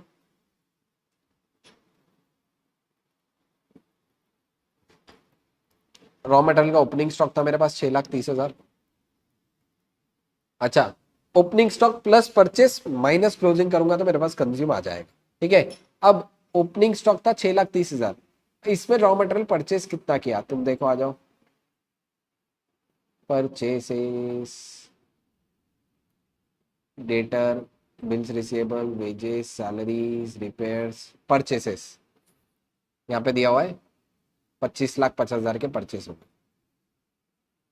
अच्छा बच्चों, यहाँ पे कैरीज ऑन परचेस है, कैरीज ऑन परचेस तुम रॉ मटेरियल कंज्यूम में भी कंसीडर कर सकते हो, अलग से भी लिख सकते हो, मैं अलग से लिखना प्रेफर करता हूँ। ठीक है, इसमें से closing minus closing stock of raw material कितना है, 4,86,000। ठीक है, तो कितना आ जाएगा देख लो, ध्यान दो, चलो 6,30,000 प्लस 25,50,000 माइनस 4,86,000, ये आ जाएगा 26,94,000 का आ गया मेरा रॉ मटेरियल कंज्यूम। ठीक है, 26,94,000 का मेरा आ गया यहाँ पे रॉ मटेरियल कंज्यूम। ठीक है, अच्छा WIP का ओपनिंग स्टॉक मैं ले लूंगा manufacturing account debit side, WIP का क्रेडिट क्लोजिंग स्टॉक ले लूंगा मैं मैन्युफैक्चरिंग अकाउंट के क्रेडिट साइड। तो यहाँ पे देखो ओपनिंग स्टॉक ऑफ WIP और क्लोजिंग स्टॉक ऑफ WIP मैंने ले लिया। ठीक है, अच्छा एक क्वेश्चन में बैलेंस शीट बनानी नहीं है, सिर्फ मैन्युफैक्चरिंग ट्रेडिंग एंड P&L बनाना है, बैलेंस शीट बनाने की जरूरत नहीं, इसलिए उसके अपन इफेक्ट भी नहीं सोच रहे। अच्छा आगे क्या बोला, salaries and wages unpaid for the year respectively 27,000 और 60,000। ठीक है, अब यहाँ पे सैलरी है, सैलरी जाएगा P&L में, लेकिन वेजेस कहाँ जाएंगे, वेजेस जाएंगे बच्चों मैन्युफैक्चरिंग में। तो वेजेस है 3,90,000 के, कितने के अनपेड है इसमें, इसमें वेजेस अनपेड है 60,000, 390 प्लस 60 यानी 4,50,000 के वेजेस मेरे मैन्युफैक्चरिंग अकाउंट में जाएंगे। देखो 4,50,000 के वेजेस आ गए मैन्युफैक्चरिंग। अच्छा सैलरीज कहाँ जाएगा, P&L 27,000 का आउटस्टैंडिंग है और ऑलरेडी कितने की 3,00,000, तो 3,27,000 मेरे चले जाएंगे P&L में। यहाँ पे देखो 3,27,000 चलेंगे P&L में। ठीक है, उसके बाद और क्या डेटा गिवन है, machinery is to be depreciated by 10% and office furniture is to 7.5%। अब मशीनरी का जो डिप्रिसिएशन है ना, यहाँ पे भी की क्रक्स है, मशीनरी का डिप्रिसिएशन बच्चों मैन्युफैक्चरिंग अकाउंट में जाता है, क्योंकि मशीनरी मेरी कहाँ पे काम आ रही है, मैन्युफैक्चरिंग में। लेकिन ऑफिस का फर्नीचर मेरे मैन्युफैक्चरिंग में कुछ भी वैल्यू एडिशन करेगा क्या, नहीं। ऑफिस का फर्नीचर मेरे मैन्युफैक्चरिंग में कुछ भी वैल्यू एडिशन नहीं करता। अगर ऑफिस का फर्नीचर कुछ भी वैल्यू एडिशन नहीं कर रहा मैन्युफैक्चरिंग में, तो मैं कंसीडर भी नहीं करूंगा। ठीक है, तो यहाँ पे ऑफिस फर्नीचर का डिप्रेशन जाएगा P&L में, लेकिन मशीनरी का डिप्रेशन जाएगा मैन्युफैक्चरिंग में। कितना है देखो, मशीनरी का 10% लेना है, मशीनरी की वैल्यू 21,00,000, 21,00,000 का 10% 2,10,000 जाएंगे मेरे मैन्युफैक्चरिंग में, तो 2,10,000 आएगा depreciation on plant and machinery manufacturing. Furniture का मेरा जाएगा 7.5% P&L में। फर्नीचर कितने के, repairs to office furniture, furniture हाँ 3,00,000 का ऑफिस फर्नीचर है, तो 3,00,000 का 7.5% 22,500 आएगा मेरा P&L में डिप्रिसिएशन। देखो यहाँ पे 22,500 डिप्रिसिएशन ऑन फर्नीचर आ गया 22,500। ठीक है, अच्छा इसके आगे तुम लोग पढ़ोगे, अब प्रोविजन फॉर डाउटफुल डेब्ट is to be maintain 1% on sale. Sale का 1% प्रोविजन बोला, ऐसा भी बोलता है क्या कभी कभी, डेफिनेटली यस। तो सेल का 1% बनाऊंगा, सेल का 1% 50,16,000 का 1% मतलब 50,160 आ जाएगा। 50,160 कहाँ जाएगा, 50,160 से सेल का प्रोविजन है, यानी प्रोविजन फॉर डाउटफुल डेब्ट 50,160 मेरा जाएगा P&L में। अच्छा इसमें पहले ओपनिंग में कहीं पे प्रोविजन फॉर डाउटफुल डेब्ट है क्या, 49,500 का है, तो 49,500 हटा दूं तो मेरे को 660 रुपए का प्रोविजन बनाना पड़ेगा। ठीक है, यहाँ पे देखो प्रोविजन 660 का बनाया, इतने का रिक्वायर्ड था, इतने का एग्जिस्टिंग है, 660 का प्रोविजन रिक्वायर्ड रहेगा। ठीक है, यानी ओपनिंग क्लोजिंग प्रोविजन का डिफरेंस मैंने एक्स्ट्रा प्रोविजन बना। नेक्स्ट क्या बोला, रेंट का जो भी है 3/4 चार्ज करो फैक्ट्री पे और 1/4 चार्ज करो ऑफिस पे। अच्छा रेंट कितना है, 1,80,000, तो 1,80,000 का 3/4 था फैक्ट्री के लिए, यानी 1,35,000 फैक्ट्री के लिए था। फैक्ट्री के लिए जो रेंट पे किया कहाँ जाएगा, मैन्युफैक्चरिंग में, तो फैक्ट्री के लिए रेंट पे किया 1,35,000 चलेगा मैन्युफैक्चरिंग में 3/4। अच्छा 1/4 कहाँ जाएगा, 1,80,000 का 1/4 ये आ जाएगा 45,000। 45,000 का आ जाएंगे, 45,000 ऑफिस का रेंट है तो जाएगा P&L में, तो 45,000 ऑफिस का रेंट था चलेगा P&L। ठीक है, जैसे रेशो दिया वो रेशो में मेरे को बांट देना है, दिमाग मत लगाना। अच्छा सर अगर यहाँ पे रेंट का रेशो नहीं दिया रहता तो मैं डायरेक्टली P&L में लेता, जब रेशो देगा तब दिमाग लगाना। लाइटिंग, लाइटिंग के जो भी खर्चे 2/3 जाएंगे फैक्ट्री और 1/3 जाएंगे ऑफिस में, डायरेक्टली रेशो दे दिया। 40,500, 40,500 का कितना बोला बच्चों, 40,500 का बोला 2/3 फैक्ट्री में, तो 2/3 27,000 जाएंगे मैन्युफैक्चरिंग में। अच्छा वही 40,500 का 1/3 जाएगा P&L में, मतलब 13,500 जाएंगे मेरे P&L में। ठीक है, यहाँ तक अपना मेजरली सारी एडजस्टमेंट हो गई। अब वन बाय वन खाली अपने को बता दूंगा। डेटर बैलेंस शीट में जाएगा, बनाना नहीं है। बिल्स रिसीवेबल बैलेंस शीट में जाएगा, बनाना नहीं है। वेजेस अपन ने ऑलरेडी मैन्युफैक्चरिंग में ले लिए, सैलरीज P&L में। Telephone and internet charges of course office related है, ये जाएंगे मेरे P&L में। Repairs to office furniture P&L। Cash and bank कुछ काम का नहीं है, बैलेंस शीट बनाना ही नहीं है। बैलेंस शीट बनाना होता तो ये काम का होता। रिपेयर्स टू प्लांट बच्चों ये इंपॉर्टेंट है, प्लांट, प्लांट कहाँ पे यूज आएगा, फैक्ट्री। तो प्लांट के ऊपर कुछ भी रिपेयर्स हुआ तो कहाँ लूंगा, ऑफकोर्स मैन्युफैक्चरिंग अकाउंट में। ये very very important. Repairs to plant 33,000 कहाँ जाएगा, ये मेरा जाएगा तुम्हारा मैन्युफैक्चरिंग अकाउंट में। ठीक है, लाइटिंग ले लिया, जनरल एक्सपेंसेस 45,000 P&L में जाएंगे। अच्छा यहाँ पे एक और था कैरीज ऑन परचेस, मैंने तुमको बोला अगर रॉ मटेरियल कंज्यूम में नहीं लोगे तो डायरेक्टली यहाँ पे ले लेना, तो इन्होंने कैरीज ऑन परचेस डायरेक्टली ले चुके हैं, ठीक है। अच्छा उसके बाद और क्या है, क्रेडिटर बैलेंस शीट में bill payable balance sheet, sale of scrap, scrap sale, by product, by product की अगर कोई भी सेल है तो अपन कहा लेते हैं मैन्युफैक्चरिंग अकाउंट क्रेडिट साइड, क्योंकि मेरे को कॉस्ट ऑफ मैन्युफैक्चरिंग इससे मेरी कब होगी, क्लास में बहुत डिटेल में पढ़ाया था कॉस्ट ऑफ मैन्युफैक्चरिंग कब होगी, इसलिए कहा लूंगा मैन्युफैक्चरिंग अकाउंट के क्रेडिट साइड, ठीक है। बच्चों तुम लोग भी दिमाग लगाने की कोशिश करो, सिर्फ ठट्टू पोपट मत बनो, है ना।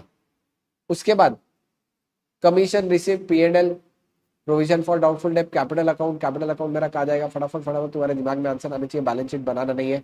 सेल्स जाएगा तुम्हारा ट्रेडिंग अकाउंट में, और बैंक ओवरड्राफ्ट बैलेंस शीट बनाना नहीं है, ठीक है। तो यहाँ पे अगर तुम देखोगे तो कॉस्ट ऑफ मैन्युफैक्चरिंग आ जाएगा, कॉस्ट ऑफ मैन्युफैक्चरिंग यहाँ पे लिया, यहाँ पे फिनिश गुड्स का opening stock closing stock sale ले लिया तो आ गया ग्रॉस प्रॉफिट, ग्रॉस प्रॉफिट लूंगा, कमीशन ले लूंगा तो यहाँ पे आ जाएगा नेट प्रॉफिट, ठीक है। तो again very very very very very very easy question था, काफी इजी क्वेश्चन, और अपन ने अच्छे से कवर अप भी कर लिया क्वेश्चन नंबर 4 को, ठीक है। तो यहाँ पे अपना क्वेश्चन नंबर 4 भी इंपॉर्टेंट क्वेश्चन है, मॉड्यूल का क्वेश्चन है, ठीक है। बहुत सारे एडजस्टमेंट इसका कवर करेंगे, ध्यान देना गड़बड़ नहीं। अब देखो एक चीज बोलता, जब भी फाइनल अकाउंट का क्वेश्चन आया पहले क्या करो, लाइन बाय लाइन हर एक एडजस्टमेंट पढ़ लो, ठीक है। अब ऐसा हो सकता है एक दो एडजस्टमेंट की क्रॉस रेफरेंस हो, इसलिए पहले एक बार प्राइमा फेसी पूरे एडजस्टमेंट पढ़ लेना। अच्छा क्या हिडन एडजस्टमेंट भी रह सकती है क्या ट्रायल बैलेंस में, यहाँ पे भी कुछ भी परसेंटेज वाला टर्म दिख रहा, वहां क्या रहेगी हिडन एडजस्टमेंट। यहाँ पे कहाँ दिख रहे परसेंटेज, 1 बोलो, 1 2 3, क्या हिडन रहेगा क्या, यस। उसके बाद लाइन बाय लाइन एडजस्टमेंट पढ़ लो, एडजस्टमेंट पढ़ने के बाद पूरे एडजस्टमेंट एक साथ क्या कर लेना, सॉल्व कर देना। पूरे एडजस्टमेंट एक साथ सॉल्व करेंगे, क्या बोलो रे, 100% बोलो रे, यस, ठीक है। तो पूरे एडजस्टमेंट एक साथ पढ़ लो, फिर एक line by line adjustment solve करेंगे, और बाद में तुम्हारे P&L ट्रायल बैलेंस सब वन बाय वन क्लोज करना, ठीक है। इधर ध्यान दो। अब क्या क्या दिया है, valuation of stock was 3,93,000, closing stock adjustment क्या होगी बोलो, trading credit side, P&L trading credit side, balance sheet asset side. This include goods return by the customer on 31st March to the value 15,000 which no entry pass in the books.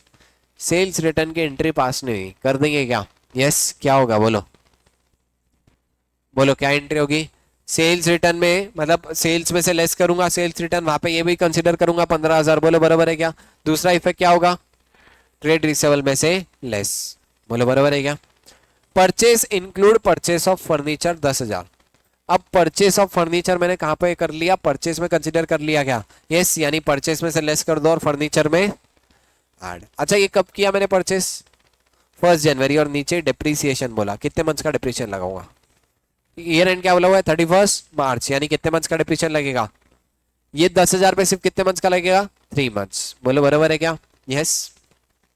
Loan from देना bank, 1 lakh का closing loan था। अब एक बात बताओ, लेकिन 1 लाख में से 50,000 का लोन कब लिया, बोलो 50,000 का लोन कब लिया, ईयर एंड पे लिया क्या, बोलो रे, यस, यानी इंटरेस्ट 50 पे लगेगा या 1 लाख पे, 50, क्योंकि ये 50 तो ईयर एंड पे लिया क्या, बोलो रे, यस, यानी इंटरेस्ट किस पे लगेगा, सिर्फ 50 पे। कितना बोला हुआ है क्या, 12% बोला हुआ है, कितना आएगा 12%, 50,000 का 12%, 6,000 आएगा क्या, बोलो रे, यस 100%, ठीक है। उसके बाद क्या है, sundry debtor include 20,000 due from Robert and creditor include 10,000 due to him. अब सेम पर्सन डेटर में भी है क्रेडिटर में भी है, कॉमन बैलेंस हटा सकते क्या, यस, 10,000 कहां से हटाओ, क्रेडिटर से। अब डेटर से 20 हटाऊंगा या 10, गड़बड़ नहीं करना, यहां से कितने हटेंगे, 10 ही हटेंगे, बोलो बराबर है क्या, yes. Interest paid include 3,000 paid to the Dena bank. अब एक बात बताओ, इंटरेस्ट पेड यहाँ पे है क्या, देखो 4,500, इंटरेस्ट पेड कितना है 4,500, इसमें से देना बैंक का इंटरेस्ट कितना इंक्लूडेड है 3, यानी 6 में से देना बैंक का 3,000 का इंटरेस्ट ऑलरेडी दे चुका हूं, यानी देना बैंक का इंटरेस्ट कितना देना बाकी है, 3,000 देना बाकी है। एंट्री क्या होगी, बोलो इंटरेस्ट आउटस्टैंडिंग, क्या इफेक्ट होगा, पी एंड एल एक्सपेंस में ऐड और बैलेंस शीट लायबिलिटी साइड। बोलो बराबर है क्या? यानी एक तरीके से 4.5 में 3,000 ऐड कर दूंगा। अब देखो ये वाली एडजस्टमेंट का यहाँ से क्रॉस रेफरेंस हुआ क्या? यस ठीक है, इसलिए मैं बोलता हूँ हमेशा पहले क्वेश्चन फटाफट पढ़ लेना। उसके बाद interest receive represent 1,000 receive from the debtors. अब एक बात बताओ, इंटरेस्ट रिसीव यहाँ पे कितना है? 7,250। कितना है देखो, इसमें से 1,000 रुपए तो डेटर से आए, यानी 6,250 बचा खुचा किस पे से आया? इन्वेस्टमेंट से। बोलो बरोबर है क्या? यस क्वेश्चन में इन्वेस्टमेंट भी थी क्या? दो है, एक तो डिपॉजिट है और इन्वेस्टमेंट है। यानी ये जो बचा खुचा है 6,250 ये किससे आया होगा? इन्वेस्टमेंट और डिपॉजिट से। बोलो बरोबर है क्या? नेक्स्ट क्या है? प्रोवाइड इंटरेस्ट पेबल टू देना bank and interest receivable on the investment and deposit. दोनों के भी इफेक्ट अपने को एंट्री देनी है क्या? यस लास्ट क्या है? Make a provision for doubtful debt for 5% on the balance under sundry debtors. कितने का प्रोविजन बनाना है? 5% का बनाना है क्या? बोलो रे यस। बोलो रे वहाँ 5 मिनट रुको, ठीक है। चलो इधर तो क्या मेरे को 5% का प्रोविजन बनाना है? बना सकता क्या? ये सब सारी एडजस्टमेंट पढ़ लिया, वन बाय वन पहले वर्किंग नोट देख लो। इधर क्या है ध्यान देना। सबसे पहले तो डेप्रीसिएशन की। डेप्रीसिएशन एक बात बताओ, फर्नीचर कितना दिया होता? 9,000 का फर्नीचर है और एडिशनल फर्नीचर कितने का परचेस किया था? बोलो रे 10,000 का क्या? बोलो रे यस। अब ये 9,000 का जो फर्नीचर था इसमें तो पूरे साल का 10% लगेगा। जो बचा हुआ 10,000 है इसमें 10% कितने साल का? 3 महीने का। यानी 10,000 इंटू 10% इंटू 3/12 कितना होगा? बोलो 250। यानी टोटल इंटरेस्ट कितना आ जाएगा? 11,150। बोलो बरोबर है क्या? 1150। बोलो बरोबर है समा। इंटरेस्ट पेबल वाला निकाल लेना, कैलकुलेशन ऑफ इंटरेस्ट पेबल। देखो इंटरेस्ट ऑन देना बैंक कितना लग रहा था? 6। देना बैंक को ऑलरेडी कितना दे चुका हूं, तो बचा कुछ और कितना दूंगा? 3। बोलो बराबर है। अब इन्वेस्टमेंट वाला देखना, इन्वेस्टमेंट वाला ध्यान दो। क्वेश्चन में इन्वेस्टमेंट कितना बोला हुआ है? 25,000 5% पे, तो 25,000 का 5% कितना होगा? 25,000 का 5% 1,250। डिपॉजिट कितने दिया ले? 1.5 लाख के है क्या? 1.5 लाख का कितने टके? 10%। 1.5 लाख का 10% मतलब कितना होगा? 15,000। बोलो बरोबर है क्या? यस। इसमें से ऑलरेडी रिसीव कितना हुआ था? 6,250 रिसीव हुआ था। कैसे? 7,250 ट्रायल बैलेंस में दिया हुआ है, 1,000 तो डेटर से, यानी बचा कुछ 6,250 किस पे? बोलो रे डिपॉजिट पे। बोलो बरोबर है क्या? डिपॉजिट या इन्वेस्टमेंट पे, यानी और कितना इंटरेस्ट रिसीवेबल निकलेगा? 10,000 का इंटरेस्ट रिसीवेबल निकलेगा क्या? बोलो रे यस। अब ये तीनों का इफेक्ट कैसे दूंगा ध्यान देना। सबसे पहले डेप्रीसिएशन की एडजस्टमेंट क्या करता? बोलो डेप्रीसिएशन की एडजस्टमेंट क्या करता? बोलो पी एंड एल कौन से साइड? Debit side. कितना आएगा वर्किंग नोट 1 के हिसाब से? कितना आया था? 11,150। और यही कहां से? 1150। ठीक है। अच्छा इसी के बाद फर्नीचर कितना आया था टोटल? 9,000 का दिया हुआ था। कहां पे? बोलो रे ट्रायल बैलेंस में 9,000 का फर्नीचर है, बरोबर है क्या? इसमें परचेस कितना किया? एडिशनली 10,000 परचेस किया, यानी फर्नीचर का बैलेंस कितना हो गया? 19। बरोबर है। इसमें से डेप्रीशिएशन कितना आया था अपना? 1150। तो कितना बचा बैलेंस? 17,850। उसके बाद इंटरेस्ट पेबल वाली एडजस्टमेंट कर देना। इंटरेस्ट पेबल वाले में सबसे पहले इंटरेस्ट पेड कितना था? ध्यान दो कहां है इंटरेस्ट पेड? 4,500। बोलो बरोबर है यस। अब इसमें और कितना पेबल निकला अपना वर्किंग नोट के हिसाब से? 3,000 और पेबल निकला क्या? तो टोटल कितना हो जाएगा? 4,750। अच्छा इंटरेस्ट पेबल कौन सा साइड रिकॉर्ड करूंगा? Balance sheet. बोलो लायबिलिटी साइड लोन में ऐड कर दूंगा क्या? यस। लोन कितना था? 1 लाख का। 3,000 का इंटरेस्ट पेबल कितना हो जाएगा? 1,03,000। पक्का। नेक्स्ट क्या है देखो, calculation of interest on investment. अब देखो एक चीज ध्यान रखना, इन्वेस्टमेंट पे ऑलरेडी इंटरेस्ट रिसीव कितना दिया हुआ था? 7,250। बोलो बराबर है क्या? दिख रहा क्या तुमको पीछे तक कि जूम करूं? और इंटरेस्ट रिसीव कितना था? 7,250। इसमें और कितना इंटरेस्ट रिसीवेबल है? अभी भी 10,000 का रिसीवेबल है क्या? यस। यानी टोटल इंटरेस्ट कितना हो जाएगा? 17,250। अच्छा 10,000 का जो इंटरेस्ट रिसीवेबल है बैलेंस शीट में कौन सा साइड लूंगा? बोलो बैलेंस शीट में एसेट साइड, लेकिन अब दिक्कत है यहाँ पे, इन्वेस्टमेंट में ऐड करूं या डिपॉजिट में ऐड करूं? तो दिक्कत है तो क्या कर दो, दिमाग मत लगाओ, इंटरेस्ट एक्यूर्ड बोल के अलग से लिख देना, ठीक है। तो यहाँ पे इंटरेस्ट एक्यूर्ड कितना आ गया, 10,000। बोलो आया क्या? 100%। ठीक है, चलो अब नेक्स्ट एक वन बाय वन एडजस्टमेंट देखो। क्लोजिंग स्टॉक की एडजस्टमेंट कितनी थी? 393। क्या इफेक्ट होगा? ट्रेडिंग अकाउंट क्रेडिट साइड, उसके बाद बैलेंस शीट, बोलो रे, बैलेंस शीट एसेट साइड, बोलो बरोबर हो गया। उसके बाद 15,000 की सेल्स रिटर्न लेस नहीं हुई, सेल्स में से लेस कर दूंगा क्या? यस, देखो सेल्स कितनी है क्वेश्चन में, आ गया सही, 14,48,000। 43 की ऑलरेडी रिटर्न है, 43 की रिटर्न में और क्या ऐड करूंगा बोलो? अनरिकॉर्डेड सेल्स रिटर्न कितने की रहेगी? 15, बोलो बरोबर है क्या? यस। और क्या एडजस्टमेंट थी, ध्यान देना, डेप्रिसिएशन की कर दिए।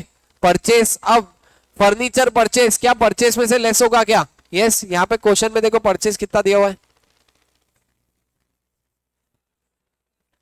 12,15,500, उसमें से परचेस रिटर्न 29,000। देखो 12,15,500, फर्नीचर के 10,000 लेस कर दो, परचेस रिटर्न 29 लेस कर दो, बोलो जमा यहां तक? यस, 100%। नेक्स्ट क्या है देखो, इंटरेस्ट पेड की एडजस्टमेंट कर दिए। डेटर में से 10,000 10,000 कॉमन वाले थे, तो दोनों साइड से कम कर दूंगा क्या, बोलो रे? यस। तो क्रेडिटर में से कितने कम करूंगा? 10,000 कम करूंगा। डेटर में से भी कितने कम करूंगा? 10,000 कम करूंगा क्या, बोलो रे? यस। अच्छा, इसमें एक और एडजस्टमेंट थी, सेल्स रिटर्न वाली। सेल्स रिटर्न का सेकंड इफेक्ट दिया ही नहीं अपन ने। सेल्स रिटर्न का सेकंड इफेक्ट क्या होगा? डेटर में से लेस, तो वो भी 15 लेस कर दिए क्या? यस। तो आ गया मेरे पास यहाँ पे बैलेंस। उसके बाद क्या था, ये दोनों का इफेक्ट दे दिया। प्रोविजन फॉर डाउटफुल डेट 5% बनाना है, किस पे बनाऊंगा? 95,000 का 5%, बोलो कितना है? कितना है? 4750। तो 90,250। तुम्हारे पास जो नोट्स है ना, वो ऐसी देखने के लिए नहीं दिए, टिक टिक करना था तुमको, ठीक है। अगर तुम कुछ भी नहीं करे, खाली उसको सजा के रखे, तो क्या फायदा फिर, ठीक है। जिनको नहीं मिले उनको, बाकी सबको तो, मेजोरिटी लोगों को तो मिले ना, ठीक है। चलो यहाँ पे सारी एडजस्टमेंट हो गई। अब वन बाय वन सारे लाइन आइटम लिख देना। कैपिटल अकाउंट ओपनिंग बैलेंस लिख दो, कौन से side? Balance sheet. Liability side capital लिख देना, जितना भी कैपिटल था। नेक्स्ट क्या है? ओपनिंग स्टॉक कहा लिखूंगा? ट्रेडिंग अकाउंट डेबिट साइड कितना लिखूंगा? Opening stock 2,34,000। कैरिज इनवर्ड कहा लिखूंगा बोलो? ट्रेडिंग या पी एंड एल? ट्रेडिंग में। नेक्स्ट क्या है? रेंट कौन से कहां पे? रेंट का लिखूंगा? P and L debit side, बोलो बरोबर है क्या? यस। सैलरी इसका लिखूंगा? P and L debit side. Debtor already record कर चुका हूं क्या? यस, डेटर और क्रेडिटर ऑलरेडी रिकॉर्ड कर चुका हूं। नेक्स्ट क्या हो गया? प्रिंटिंग एंड स्टेशनरी और एडवर्टाइजमेंट, वापिस से कौन से side? P and L debit. Interest receive record कर लिया। कैश विद ट्रेडर कहां पे लिखूंगा? बैलेंस शीट एसेट साइड, बोलो बरोबर है क्या? डिस्काउंट रिसीव कहां पे जाएगा? ट्रेडिंग या P and L? Indirect income है, इसलिए पी एंड एल, यानी कौन से side? P and L credit side. Next क्या है? फर्नीचर रिकॉर्ड कर लिया। डिस्काउंट अलाउड कौन से side? P and L debit side. Next क्या है? ऑडिट फीस और general expense, fire insurance premium, सबके सब, ट्रैवलिंग एक्सपेंसेस, पोस्टेड टेलीग्राम, सब कुछ क्या है? खर्चे है क्या? यस। तो कहाँ आएंगे? P and L debit side, बोलो बराबर है क्या? नेक्स्ट क्या है? Cash in hand already balance sheet में रिकॉर्ड कर लिया। डिपॉजिट और ड्रॉइंग्स कहां से लेस होगा? कैपिटल में से लेस होगा, बोलो बराबर है क्या? यस। चलो उसके बाद इन्वेस्टमेंट एंड डिपॉजिट दोनों भी रिकॉर्ड कर लेना।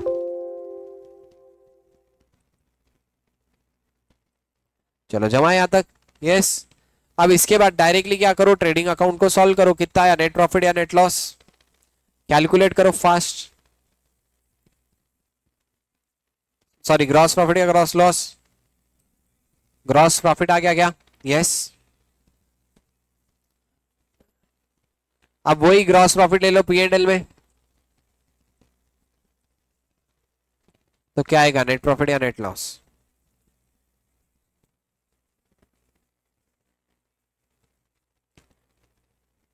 कितने का नेट प्रॉफिट आया? 70,500। जो भी नेट प्रॉफिट आया इसको क्या करूंगा, कैपिटल में ऐड, और कैपिटल बैलेंस आ गया क्या? बोलो रे। तब बैलेंस शीट क्लोज करके देखो टैली हो रही क्या।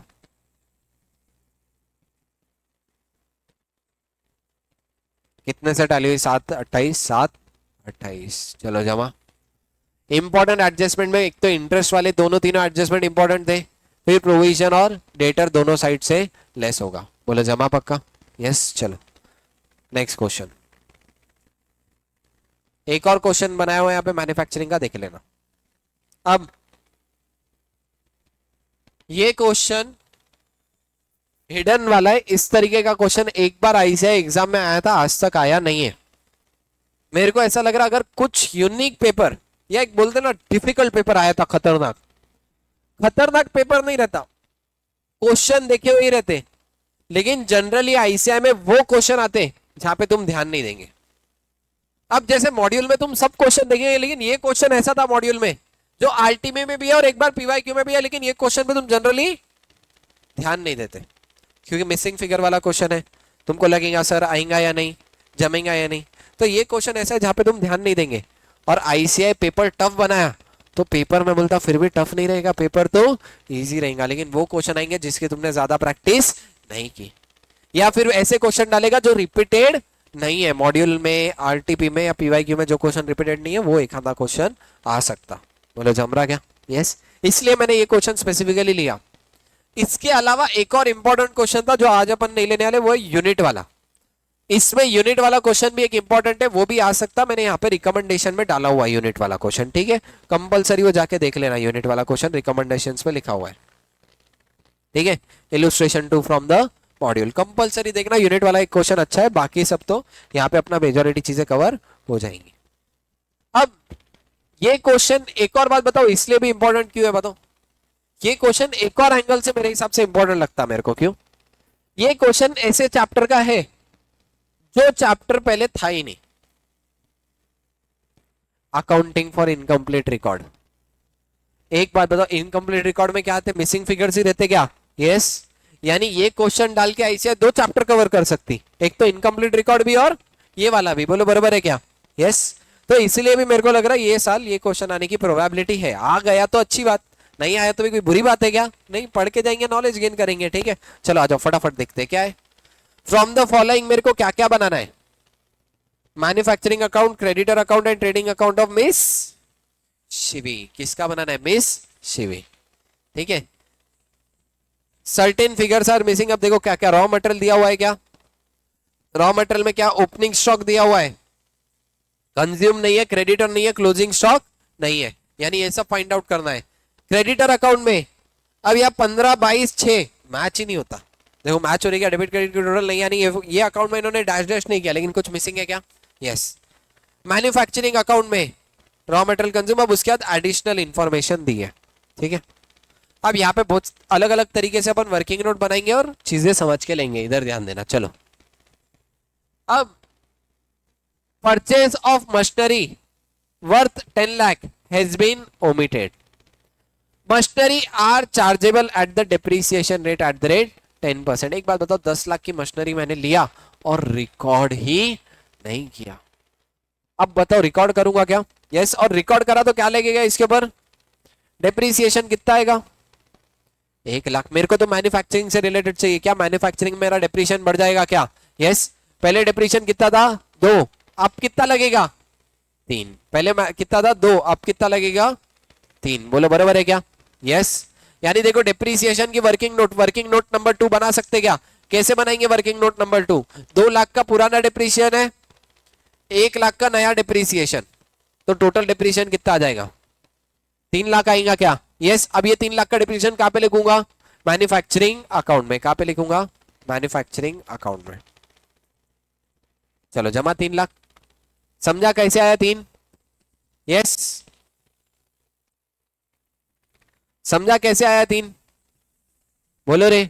नेक्स्ट एडजस्टमेंट क्या दिया हुआ है देखो, वेजेस इंक्लूड, इधर ध्यान देना, wages include 3 lakh to worker और 50,000 टू ऑफिस। अब देखो मैंने वेजेस कितने पूरे 350 मैन्युफैक्चरिंग में लिए क्या, बोलो रे। वेजेस 350 मैन्युफैक्चरिंग में लिए, लेकिन आइडियली लेने कितने चाहिए, 350 या 3 यानी 50 लेस कर दूंगा, यानी ये किसकी वर्किंग नोट हो गई, वेजेस की वर्किंग नोट हो गई क्या। यस वेजेस कितने आ गए मेरे 3 लाख, बोलो बराबर है क्या, तो लिख देना वेजेस कितने आ जाएंगे 3 लाख जमा। यस नेक्स्ट क्या है, direct expenses include the following. अब देखो यहाँ पे डायरेक्ट एक्सपेंसेस थे ना, इसमें कुछ कुछ चीजें इंक्लूड की गई है, जो काम की नहीं है वो हटा देना। Electricity charges 80,000 of which 30,000 pertain to the office. अब एक बात बताओ, 80,000 में से 30% तो कहा के ऑफिस में, वो मेरे को बोलो मैन्युफैक्चरिंग अकाउंट के डायरेक्ट एक्सपेंस में इंक्लूड होने चाहिए क्या, नहीं।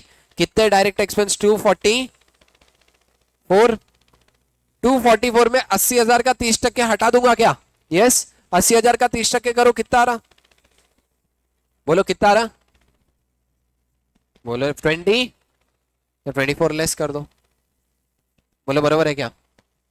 फ्यूल चार्जेस 20,000 इंक्लूड किए, सही किया या गलत, सही किए। फ्रेट इनवर्ड इंक्लूड किया, सही किया या गलत, सही किए। डिलीवरी चार्जेस इंक्लूड किए, सही किया गलत, गलत। तो 20,000 क्या कर देंगे लेस, तो मेरे डायरेक्ट एक्सपेंस कितने के आ गए, बोलो 2 लाख के आ गए क्या, यस। यही मेरी वर्किंग नोट बना लेना डायरेक्ट एक्सपेंस की, कितने आ जाएंगे डायरेक्ट एक्सपेंस 2 लाख, बोलो बराबर है क्या, कितना आ जाएंगे डायरेक्ट एक्सपेंस 2 लाख। अब यहाँ पे मैन्युफैक्चरिंग के लिए एक चीज कम है, अब क्या कम है, रॉ मटेरियल कंज्यूम। अगर तुम रॉ मटेरियल कंज्यूम का आईसीआई का वर्किंग नोट देखेंगे तो एकदम खतरनाक है।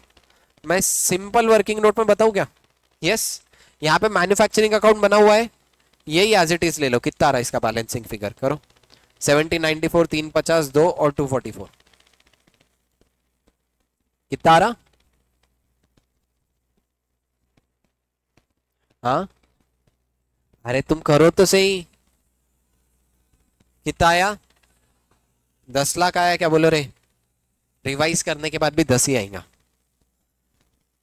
आईसीआई ने क्या किया, एक्सपेंस कितने कम हो रहे कितने बढ़ रहे इसका इफेक्ट दिया, रहे देने की जरूरत नहीं है। मैन्युफैक्चरिंग का बैलेंसिंग फिगर लो, क्या आ जाएगा रॉ मटेरियल कंज्यूम। तो चीजों को सिंप्लीफाई करने की कोशिश करो। सर एग्जामिनर ऐसा वर्किंग नोट चाहिए क्या, एग्जामिनर को वर्किंग नोट क्या मैन्युफैक्चरिंग अकाउंट भी वर्किंग नोट में बनाएंगे तो चलेगा क्या, यस। एग्जामिनर को क्या चाहिए 10 lakh answer, 10 lakh answer simplify में निकल सकता क्या, यस। तो आईसीआई की ऐसी वर्किंग नोट बनाने की जरूरत है क्या, नहीं। 10 लाख आंसर आया वो मैटर करता, अपना आ रहा 10, यस। अच्छा आईसीआई के वर्किंग नोट के हिसाब से इनके हिसाब से भी 10 आ रहा है, लेकिन इन्होंने किससे कॉम्प्लिकेटेड निकाले, कहां गया, अरे नहीं है क्या वर्किंग नोट। अच्छा इन्होंने रिवाइज ट्रेडिंग अकाउंट बना के बहुत लंबा 18 लाख रिवाइज बैलेंस निकाले, फिर वो ट्रांसफर करे, फिर वहां का बैलेंसिंग रॉ मटेरियल कंज्यूम लिए, मेरा डायरेक्ट निकल गया क्या, बोलो रे, यस। मेरा रॉ मटेरियल कंज्यूम कितना निकल गया 10 लाख, तो रॉ मटेरियल कंज्यूम कितना ले लेना 10 लाख ले सकते क्या, बोलो रे, यस। अब देखो raw material consume directly raw material account में भी ले लो 10 लाख। अब रॉ मटेरियल की क्या क्या अमाउंट दी थी एक बार देना, कंज्यूम निकल गया, ओपनिंग स्टॉक 1 लाख दिया हुआ है क्वेश्चन में, बोलो रे, यस। टू क्रेडिटर भी निकाल सकते क्या, क्रेडिटर की वर्किंग नोट से एक बात बताओ, क्रेडिटर की वर्किंग नोट में क्या कम है, कितना है 22 6 15 कितना आएगा 22 + 6 - 15 13 लाख। ये 13 लाख क्या लिख दूंगा टू रॉ मटेरियल लिख दूंगा क्या, बोलो रे, यस। हाँ क्या आ जाएगा बाय रॉ मटेरियल कंज्यूम लिख दूंगा क्या, यस। अब ये 13 lakh by raw material consume कहां चले जाएंगे, 13 lakh by raw material consume कहां चले जाएंगे, रॉ मटेरियल के अकाउंट में जाएंगे क्या, बोलो रे, यस। तो क्रेडिटर के इससे कितने आ गए, कितना आ गया 13 लाख आया। अब इसका बैलेंसिंग फिगर क्या निकलेगा, इसका बैलेंस फिगर क्या निकल गया क्लोजिंग स्टॉक।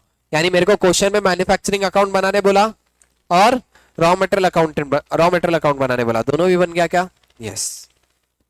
तो बहुत ज्यादा सिंपल क्वेश्चन है, जितना स्टेप बाय स्टेप दिया सब स्टेप बाय स्टेप फॉलो करो, ठीक है। अच्छा इन्होंने जो रॉ मटेरियल कंज्यूम निकाला वो ट्रेडिंग अकाउंट का बैलेंसिंग फिगर लेके वहां का रिवाइज फिगर निकाल के ऐसे कॉम्प्लिकेटेड वे में निकाला। अपने को इतनी दिमाग मगजमारी करने की जरूरत है क्या? नहीं। अच्छा, ट्रेडिंग बाय ट्रेडिंग अकाउंट का बैलेंसिंग फिगर कितना आएगा? 18 लाख। इन्होंने 18 लाख के लिए वर्किंग नोट करे, देखो ध्यान दो, ये जो वर्किंग नोट है ना 18 लाख की, अपने को वर्किंग नोट करने की जरूरत है क्या? डायरेक्ट बैलेंसिंग फिगर निकल सकता क्या? डायरेक्ट बैलेंसिंग फिगर निकल सकता, करने की जरूरत है क्या? नहीं। डायरेक्ट बैलेंस फिगर निकालो, रॉ मटेरियल कंज्यूम कैसे निकालेंगे? पुराने वाले मैन्युफैक्चरिंग अकाउंट से। बोलो जम रहा क्या पक्का? यस, 100% जमा। तो वहां पे लिख के ले लो, यहाँ पे लिख के ले लेना, गड़बड़ करेंगे नहीं तो। यहाँ पे क्या करना, ट्रेडिंग अकाउंट में कहां से आया, अपन ने क्या किया, बैलेंसिंग फिगर लिए थे अपन ने। बोलो बराबर है क्या? यस, इस तरीके से रेफरेंस देके रखो। ये वाला आसान है क्या? बोलो रे। यहाँ पे अपना क्या हो गया, फाइनल अकाउंट्स पूरा खत्म हो गया।